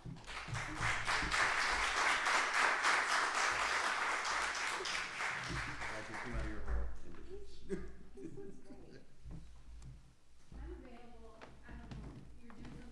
We have one more speaker. You guys are doing good? You up for one more? Can you do one more? Oh, I'm excited about this last speaker. Okay. We have cards. I'm not from this area. I've spent 20 years in Northern Virginia. And one significant event, we homeschooled our kids. For our oldest son, he was a musician. And so their capstone, his kind of thing was to do a concert in front of a lot of other people. And so we went to this event, and it was a nice, a beautiful place, beautiful sound, acoustics were great. And what was interesting, to kick it off, the facilitator went up on stage, and he started to talk about the various instruments that were up there. And he kind of showed what they were, and then he started talking about the value of each one. And so he was going along and talking about each of the ones. I couldn't tell you which ones, but I remember one. He came to the very end. He says, our newest acquisition is this piano. And it was, like 6 figures or something crazy. And he's like, it's never been played in this building before. And so to celebrate, we're going to fly. What they did, they flew in a pianist, a famous piano person, and he's like, we're going to play it here, and it's going to be played for the first time. And I thought, oh, this is kind of neat. I'm going to get to experience this. So I thought, you know what? Right before it started, I'm like, I'm going to close my eyes and just really focus and hear the sound. So I closed my eyes, and it was good. It was good. And then at the end, I said, and I thought it, but unfortunately it came out as well. I thought, that was really nice, right? That was really good. That was very peaceful. And immediately when I said that, everyone around me turned and looked at me. Now, I'm used to my family and my wife looking at me like that, but people I didn't know, they had like a very stern look, like, how could you think that? It was very strange. So in my head, I'm like trying to figure this out, and my wife was like, just be quiet. And then I started to hear whispers. People were saying, oh, I can't believe how stressful that was. And then I couldn't relax. I just couldn't enjoy it. And I'm like, I don't understand. We were all sitting in the same place, and we heard the same thing. So anyway, later on, when we got in the car, I found out that while my eyes were closed, a young 2-year-old kid who could barely walk had went up on stage, and they were touching all of the instruments, and they even actually went to the piano, and they were like pretending to play the keys. And I had no idea that was all going on. And I share this story because it reminds me a little bit in terms of caregiving and dementia, is that two people can experience the same thing and be completely different. But if you have right information, if you know kind of your purpose and your identity, you can still hear the music, even in a difficult situation. And the person that's going to be speaking to us, I have seen her work with individuals and families that teaches them how to listen to that music, even when you're going through some trial, things that are going on. And so I'm excited for you, Jenny, to close us out, and please just give her a warm welcome.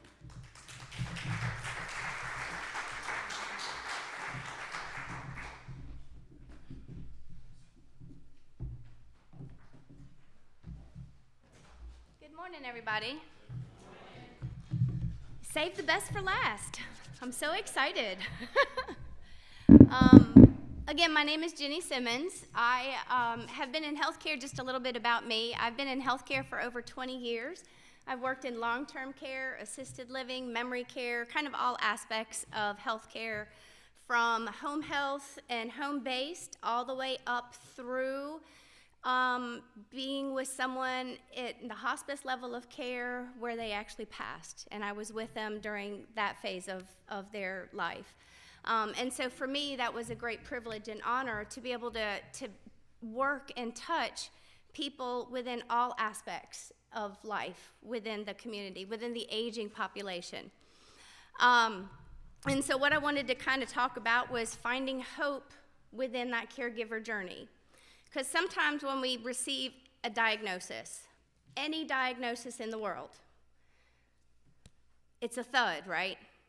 You're like, oh, I have diabetes. I have heart disease. I now have hearing loss. I now have to wear these wonderful things because otherwise everybody is blurry and I can't see anything, right?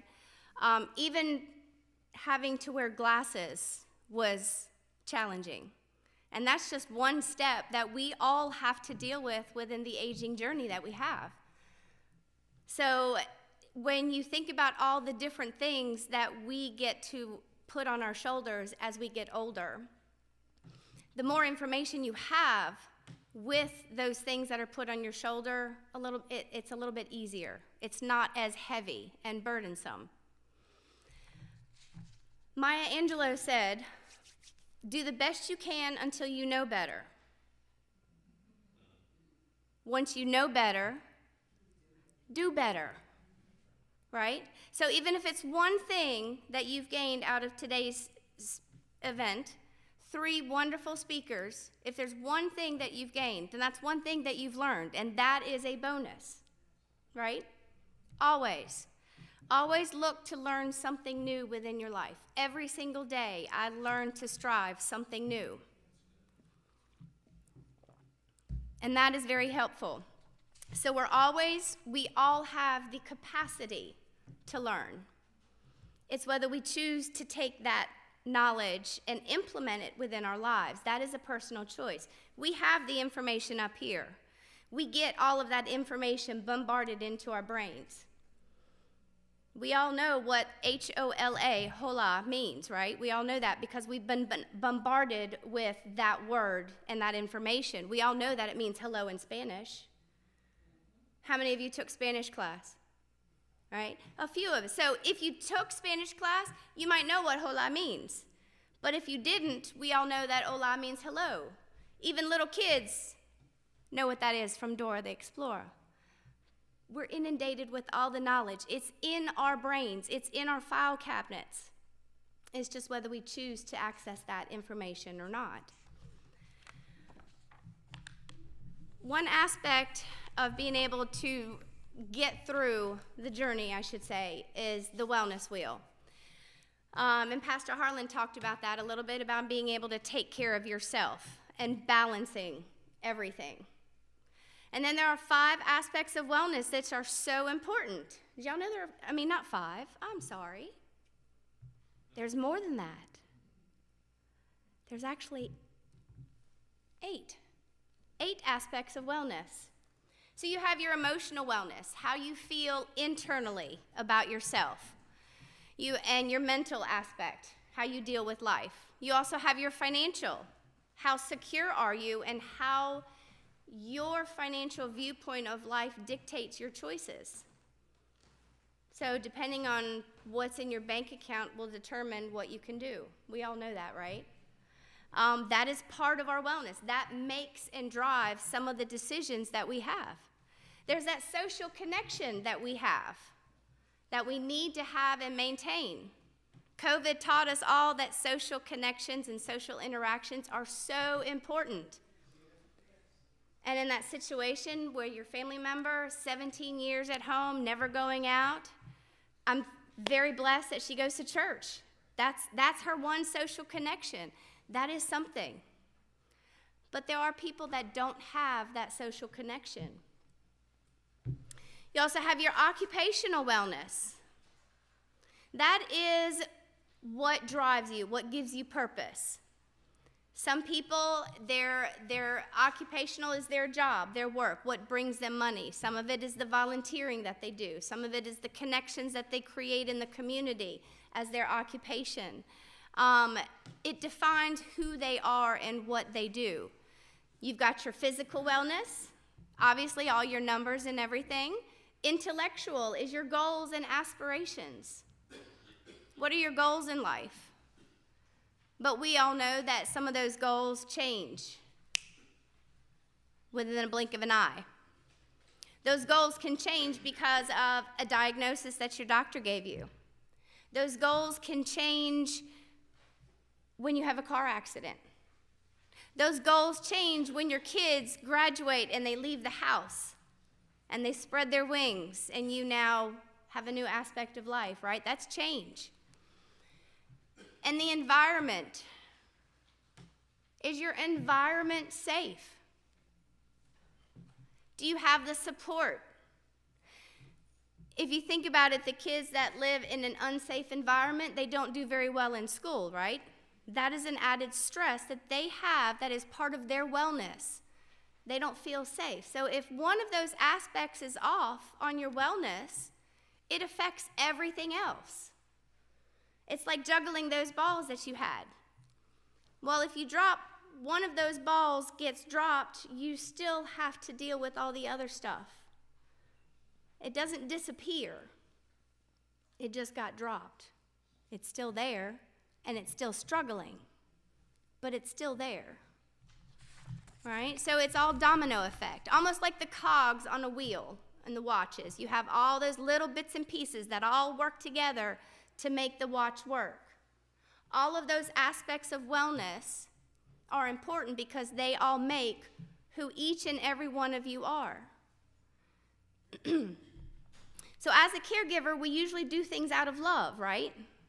We don't ever decide, okay, I'm going to decide to take care of mom and dad just because it's time. They've reached the age of 65, so now it's time for me to take over, right? No, it doesn't work that way. It does not work that way because any of us that are even close to 75, 85 don't want anyone telling us what to do, how to do, or where to do, right? We are all independent people. We love our independence. That's what we strive for. That is part of your wellness, is that independence. So what happens if one of those bits and pieces of independence gets taken away? How do you deal with that? You need that support. That's where the other people kind of help raise you up. The old adage of it takes a village. It takes a village. It takes a village to raise children. It takes a village to get through work and life and stress. It takes a village to get through grief.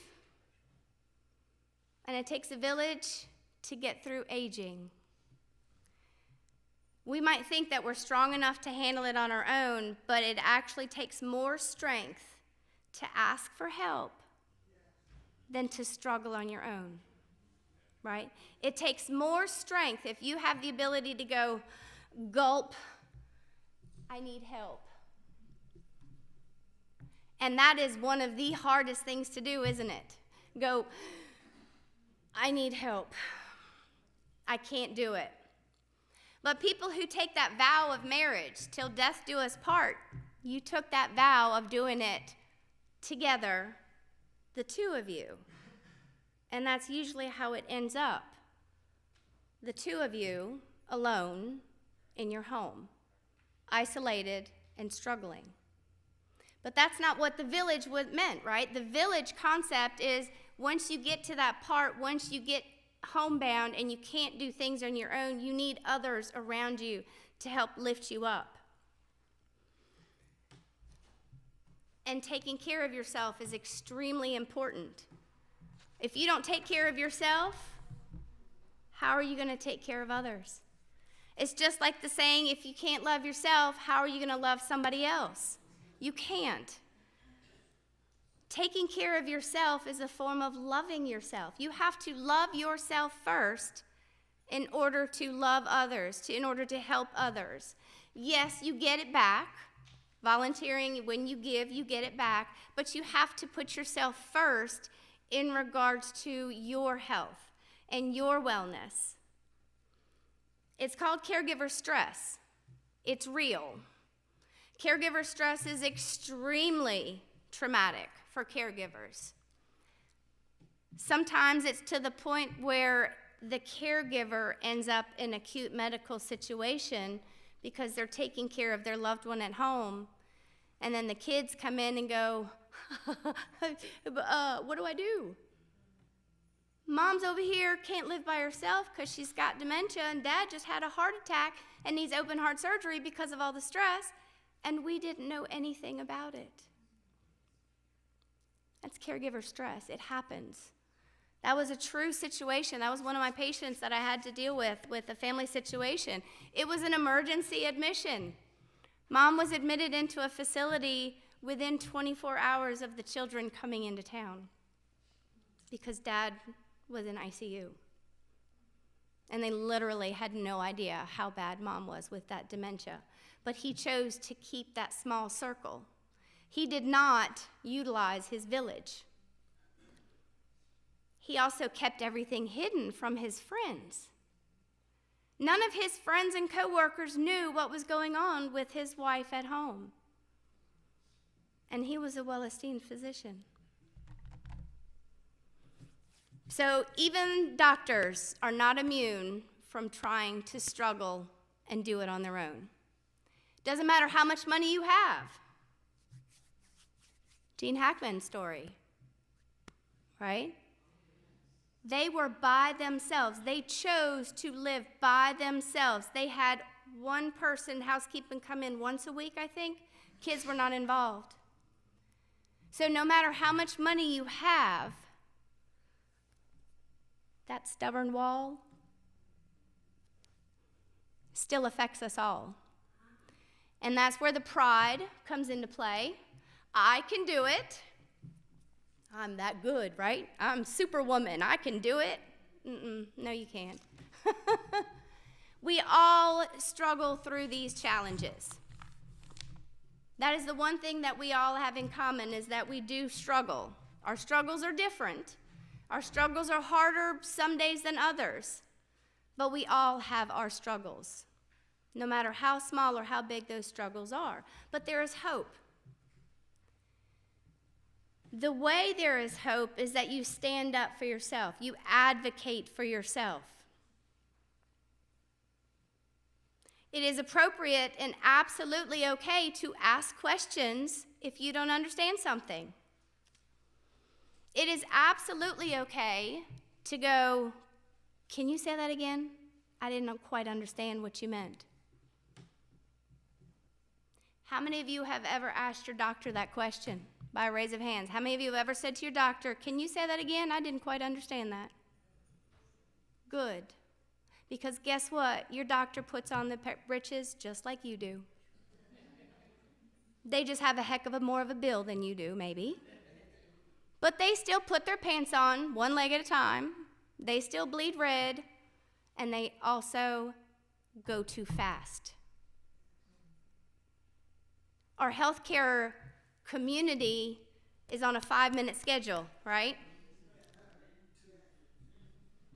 Did you know they charge insurance companies 15 minutes for visits? Take your 15 minutes.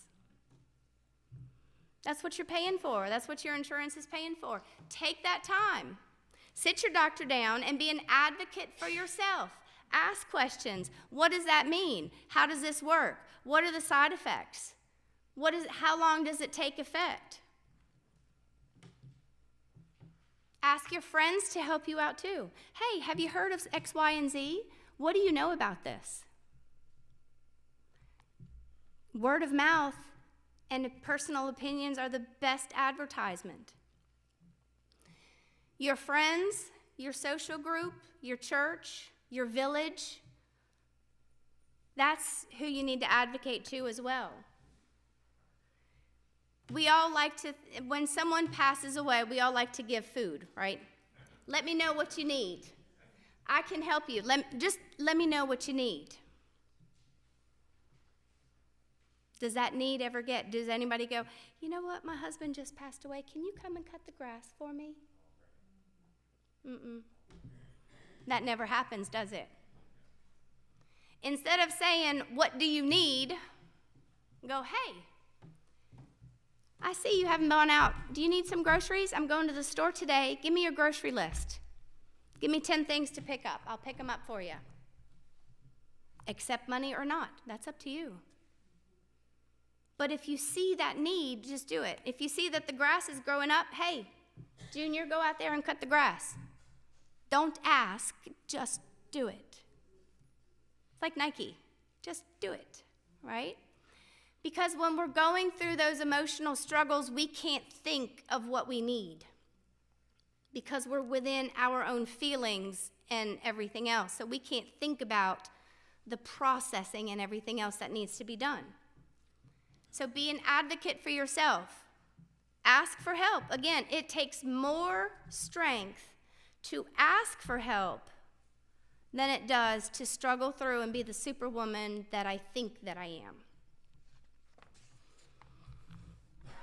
The best way of being an advocate for yourself and for others, for anybody, is to start writing it down. Keep a journal. Especially if you are a care partner for somebody.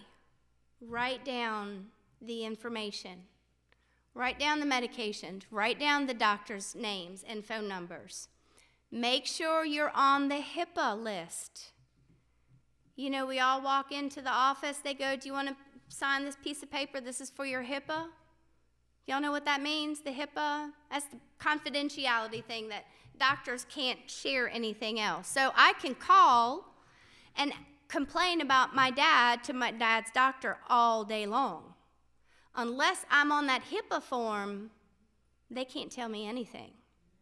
So make sure you're on the HIPAA form for your loved ones. That is an important piece of documentation. That is a way of being an advocate for yourself. Honesty is another important method of advocating for yourself. Being honest and upfront. This is what I want to have happen. Not what my husband thinks, not what my kids think, not what my friends think, but what do I believe? What do I want to have happen? That is what needs to be documented on the will and everything, like she was saying earlier. Have all of that information down in writing. And it is absolutely appropriate for you to say no if you're not comfortable with doing something.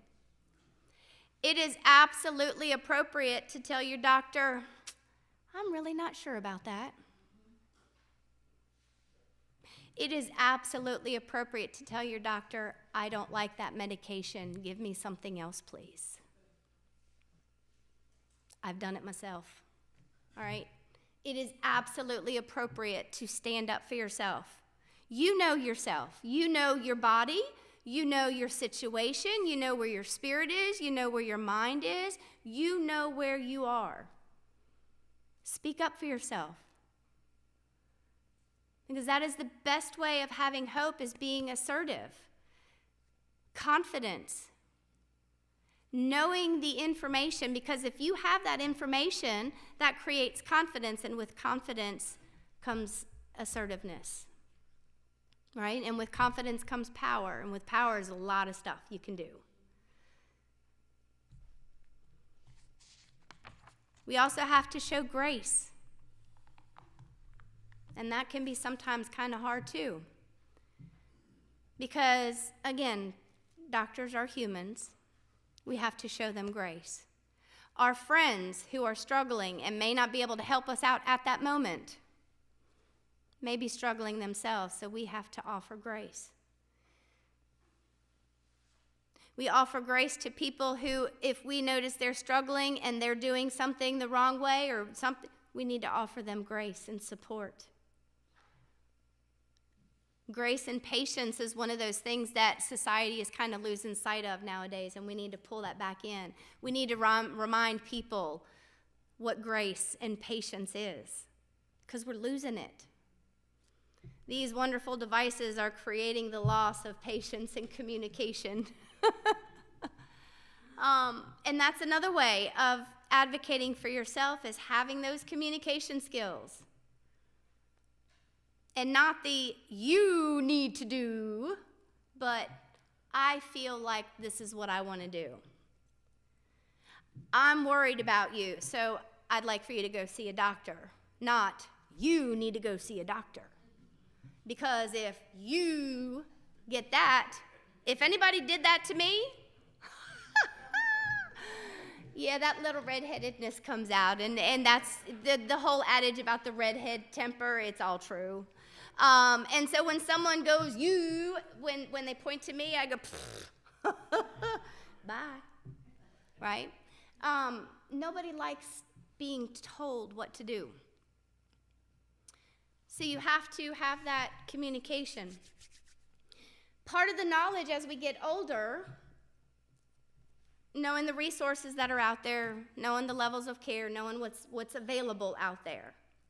So we all know kind of the levels of care. You've got your home health, the daytime centers, assisted living, long-term care, and then towards the ends is hospice. How do you know what level of care to utilize? Those are when the questions need to come into play. That's when your village can be helpful. What do you know about this? Have you ever experienced this? What kind of questions do you need to ask? People who have gone through it. So again, assertive, asking questions, taking things into your own hands, and having that knowledge and information is hope. So how do you know what level of care your next step is going to be? Can we stay at home forever? That is the goal, right? But that's not always possible. And so you look at what does the person that I'm caring for need, while you're also identifying what do I need for me. Can I be a better partner this way, going down the road and staying at home, or can I be a better partner if I have the support through a facility or even home health agencies, right? And if you have that information, if you have the knowledge of what is available with everything. So for assisted living, most people, it's an assisted living, you can come and go as you please. Most people are walking around. Can you go to an assisted living if you're in a wheelchair? 9 times out of 10, probably not. But it depends on that assisted living facility. So that's a question that has to be asked. Right to Her is kind of a therapy appointment, as most beauticians are. So one of the questions I would ask is, can she still go to her beautician, or can you still do her hair every Thursday? Because that's important for that person. Is it appropriate to ask that question when you go into a tour? Yes. That is going to be those important questions. Mom wants a banana with every meal. Can she have that? Mom wants to be able to go out and do X, Y, and Z. Can she do that? It's not how many staff do you have. It's not how often, do we do the meals. It's can you help personalize the care for my loved one? And that's a lot of reasons why people tend to stay at home, because that kind of slips away as you get into the facilities. And unfortunately, that is kind of a community-based type of living, and it's different than if you were living at home. But at some point, if your mental health has become affected, if the other person's mental health has become affected, sometimes you have to make that decision of what's best. And that is not always an easy decision. But you have to write things down. Again, this is where the journaling and the writing things down. If you keep a track of a journal, you can see what's going on. You can see the level of care as it changes. Because if we're in the grind of everything, we don't see those changes happening. It's just part of our everyday routine. But if we sit back and read 6 months ago was this, and now we're at this level of care, that's going to help you with your decision process. That is part of writing it down. But guess what? They always talked about journaling is kind of another way of therapy. So you have that added benefit of self-therapy by writing this down as well. So that's also taking care of yourself while you're writing down the facts of the situation as well. So what are the resources in the community? This is one. Any church that you walk into in the community is a resource. Most people feel comfortable in their own houses, understand. But there are houses of worship that have support groups that some may not. And is it appropriate for you to go to somebody else's house of worship? Absolutely yes. It takes a village, remember? It's not just a me against you situation. It's not just my challenge, my onus, my responsibility. It's all of us. We all are in it together. The Beard Center on Aging is a wonderful resource center. They have a bunch of resources you can always call, and he can direct you or give you information, tell you where to go. The Area Agency on Aging, Central Virginia Area on Community Living. It's now CVACL is the new term. That is another good resource. Department of Social Services has resources. Virginia Navigator, 211. Those are resources that you can call or online. 518. That is the old Patrick Henry Family Services. Believe it or not, they're not just for kids. They also have grandparent fostering assistance programs. Because we all know in society that sometimes grandparents end up raising the grandkids, right? And that's unfortunate. But 518 has a very specific group of foster support for those that are grandparents that are fostering their kids. You also have Project Lifesaver. Any of y'all know about Project Lifesaver? Who's ever heard of that one before? Good. Project Lifesaver. So that is something specific for people who wander. They usually use it for children with autism spectrum who tend to just go. But it's also for people with dementia who just go. Because the thing with dementia is after a certain point, there is no past. There is no backwards. So once I walk past the stage, there is no more pulpit. Once I walk out that door, there is no more church because it's behind me, out of sight, out of mind, literally. So when someone with dementia wanders, they, just like an autistic child, go in one direction. Project Lifesaver is a bracelet that you can put on. It's through the Lynchburg Sheriff's Department. I believe there is no charge for the community members. It works on radio frequencies, and if someone were to walk that way and you call, they can usually find the person within 30 minutes to an hour by using these radio frequencies. It is one of Lynchburg's best kept secrets for people who wander and get lost. You hear those silver alerts? I'm yelling at the TV. Whenever there's a silver alert coming on the TV, I'm like, where's the Project Lifesaver? If you don't want to do a Project Lifesaver, Apple iPod tags. Stick it on them, right? But for someone who is at risk for wandering, that is a resource. Again, not just for people with dementia, but even for children with autism, Down syndrome, anybody who is at risk of wandering and getting lost. Support groups. There are a multitude of support groups out there. Multiple churches have different caregiver support groups, and it's open to the public. There are a couple of facilities that have support groups that are open to the public. The support groups are out there. There are online support groups. You don't even have to leave your house. You can just get on the computer. And then if you're fancy enough, you can use one of these things, right? We had the Dementia Hope Conference a couple weeks ago. Well, it'd be a couple months ago now. That is another resource. We are planning that again. That is in the planning. That's in the works for next year. And then, of course, got to do my own plug, LED Consulting.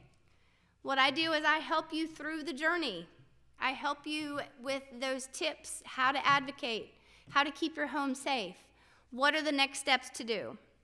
How do I communicate better with my loved one? And then, of course, with the dementia journey, you also have behaviors. And that's one of the biggest challenges with dementia, and that's one of the things that I enjoy is working with people who are struggling with those challenges, giving tips of how to communicate and how to work with that person with those challenges. Again, with the knowledge and resources, you have hope.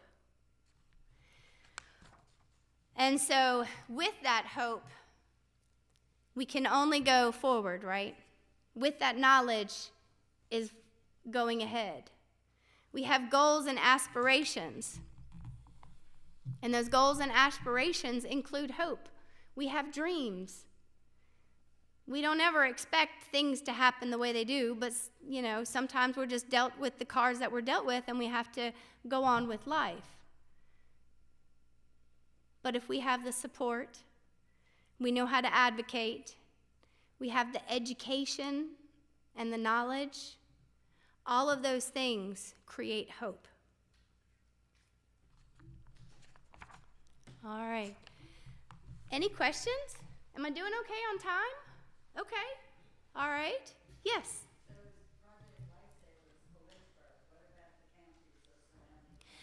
The surrounding counties, you contact your local sheriff's department. Project Lifesaver is actually a nationwide program. So every sheriff in every county should have a Project Lifesaver program. And if it's not within, let's say, Campbell County, worst case scenario, let's say Campbell County does not have it, you could probably still reach out to Lynchburg or Bedford. But it is a nationwide program. And that's one of the benefits, because if you have it here and you go to California and your loved one gets lost there, you can still utilize that same system in another state. So it's really cool. All right. Any questions? Yeah. I hope this never happens, but what is the potential outcome for when you have to force someone to make the change? To force someone into a facility or Because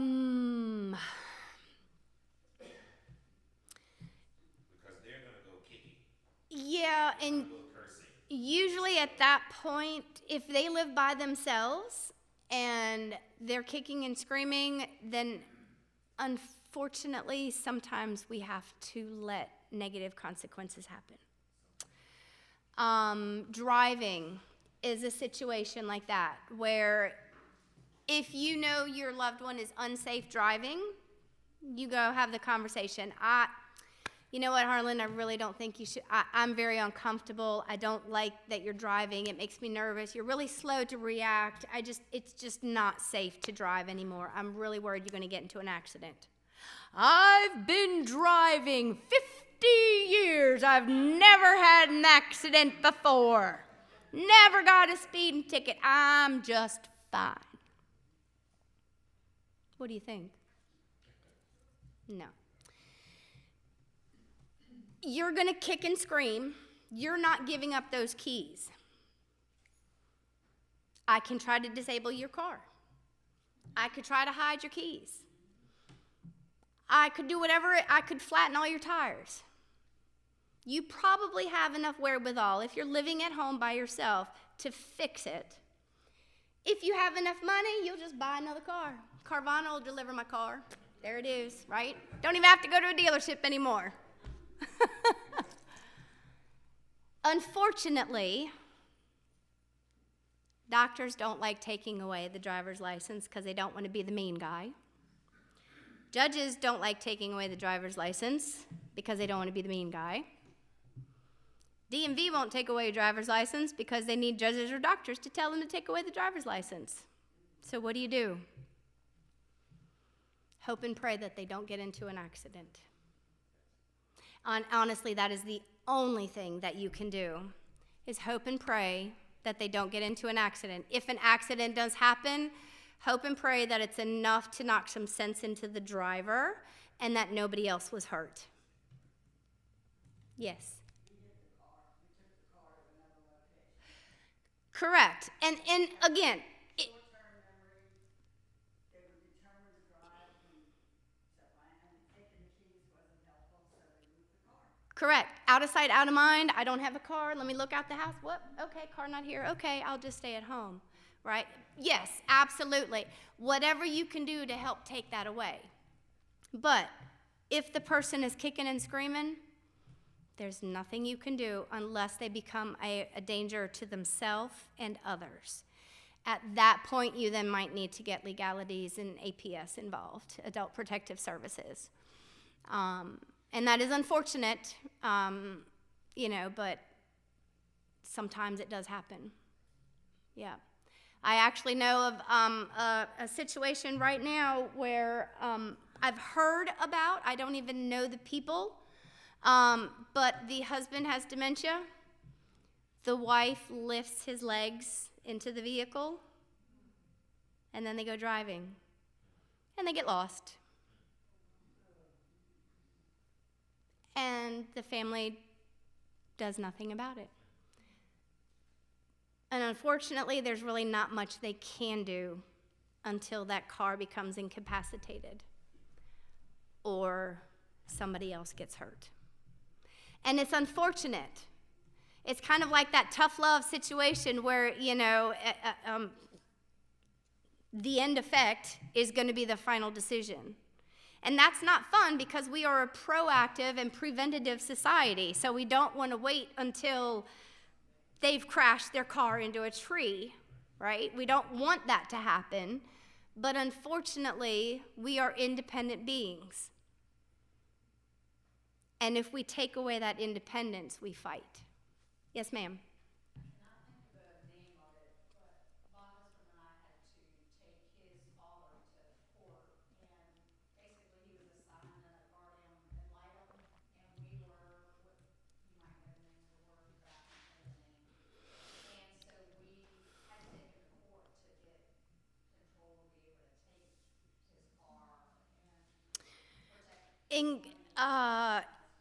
You deemed him incapacitated, or help me out with conservatism. Thank you. Appreciate that. I knew somebody in here would know the word.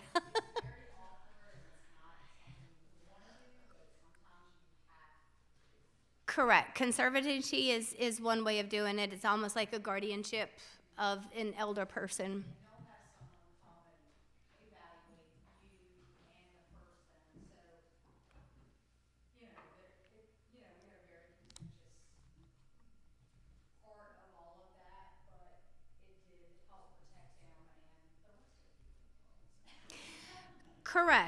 Correct. And sometimes that is necessary. Of course, worst case scenarios always happen. I am very hopeful. I'm very positive. I think the world is full of rainbows and unicorns. But I always hope that people will come to the right decision, but I also acknowledge that sometimes they don't. You do have to.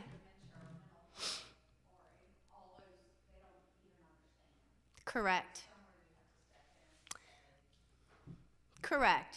And that's where the paperwork is so important for you to have already established that paperwork, so that has already been established. So my kids hopefully will know if I get incapacitated, take the car away, don't let me drive. Either that or put me behind a driving simulator and let me pretend like I'm driving.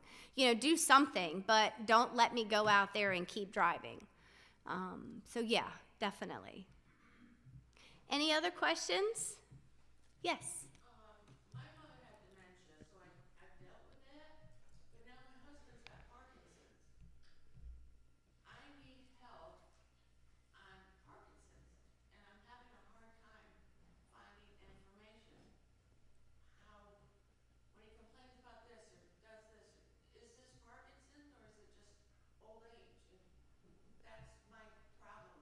Right. There are a couple of support groups out there with Parkinson's. Also, Lynchburg College has an exercise program specifically for Parkinson's. So I should be able to give you some information afterwards. But there are things that are specifically for Parkinson's type of support. But honestly, the best thing to do is educate, but then also maintain your physical ability. That's going to be the biggest boost, I guess, for lack of better words, to help deal with the Parkinson's is the physical ability, is maintaining that physical ability. Keep moving, keep talking, keep going, because if you don't use it, you lose it.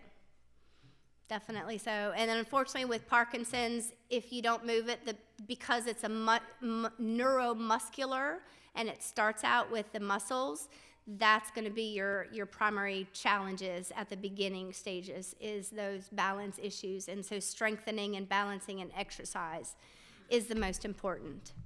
But yeah, I can share information about the support group for you. And you don't think of Parkinson's as someone having, nothing is registering. You don't think of the part of the brain that's not working. You think of tremors and everything else, but there's a part of him that doesn't, he can look at a bowl of flowers and just walk right by it. Mm-hmm. And so it's like, yeah, that's the part I'm finding hard to deal with. Parkinson's does fall into the dementia category. It starts out with a physical aspect first, but as the Parkinson's progresses, it does affect the brain. It does affect different aspects of the brain, the processing, the emotion, the environment around, and reacting to the environment around the person. But it starts out physical, and then it does go in that direction. You're welcome.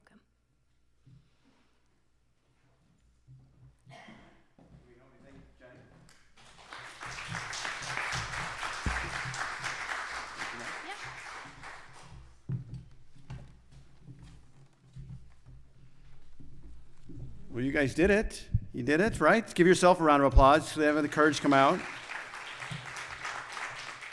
I will let you know, to help spread the word on this, we reached out to a couple of churches in the area, and once they saw our speakers that we had pulled together, they were already saying, hey, we want to be the next one. Can we be the next one? And so thank you, speakers. I really appreciate it. And thank you guys for the courage of being here. I wanted to share one last illustration. It's every time I've been working with caregivers since 2000, and so a number of years. And so I wanted to just share this with you, because every time I'm part of a support group or meet a caregiver, I think of this illustration, and I just wanted to share with you, hopefully encourage you. And I feel that God's plan for caregiving is like a beautiful tapestry. And the tragedy that being human and the time we have here is that we only get to see it from the backside. We see the muddy colors, the ragged threads, and we only get a hint of the true beauty is on the other side. And one day, I think that'll be revealed to us, but I know God sees that pattern of caregiving, and I know God sees you. And so I just want to thank you guys for coming, and try to remember that, because you are painting an amazing tapestry that only one person sees now, but one day you will get to. And so thank you.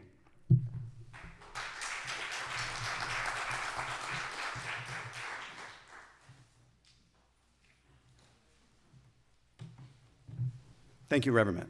I forgot to thank you as well.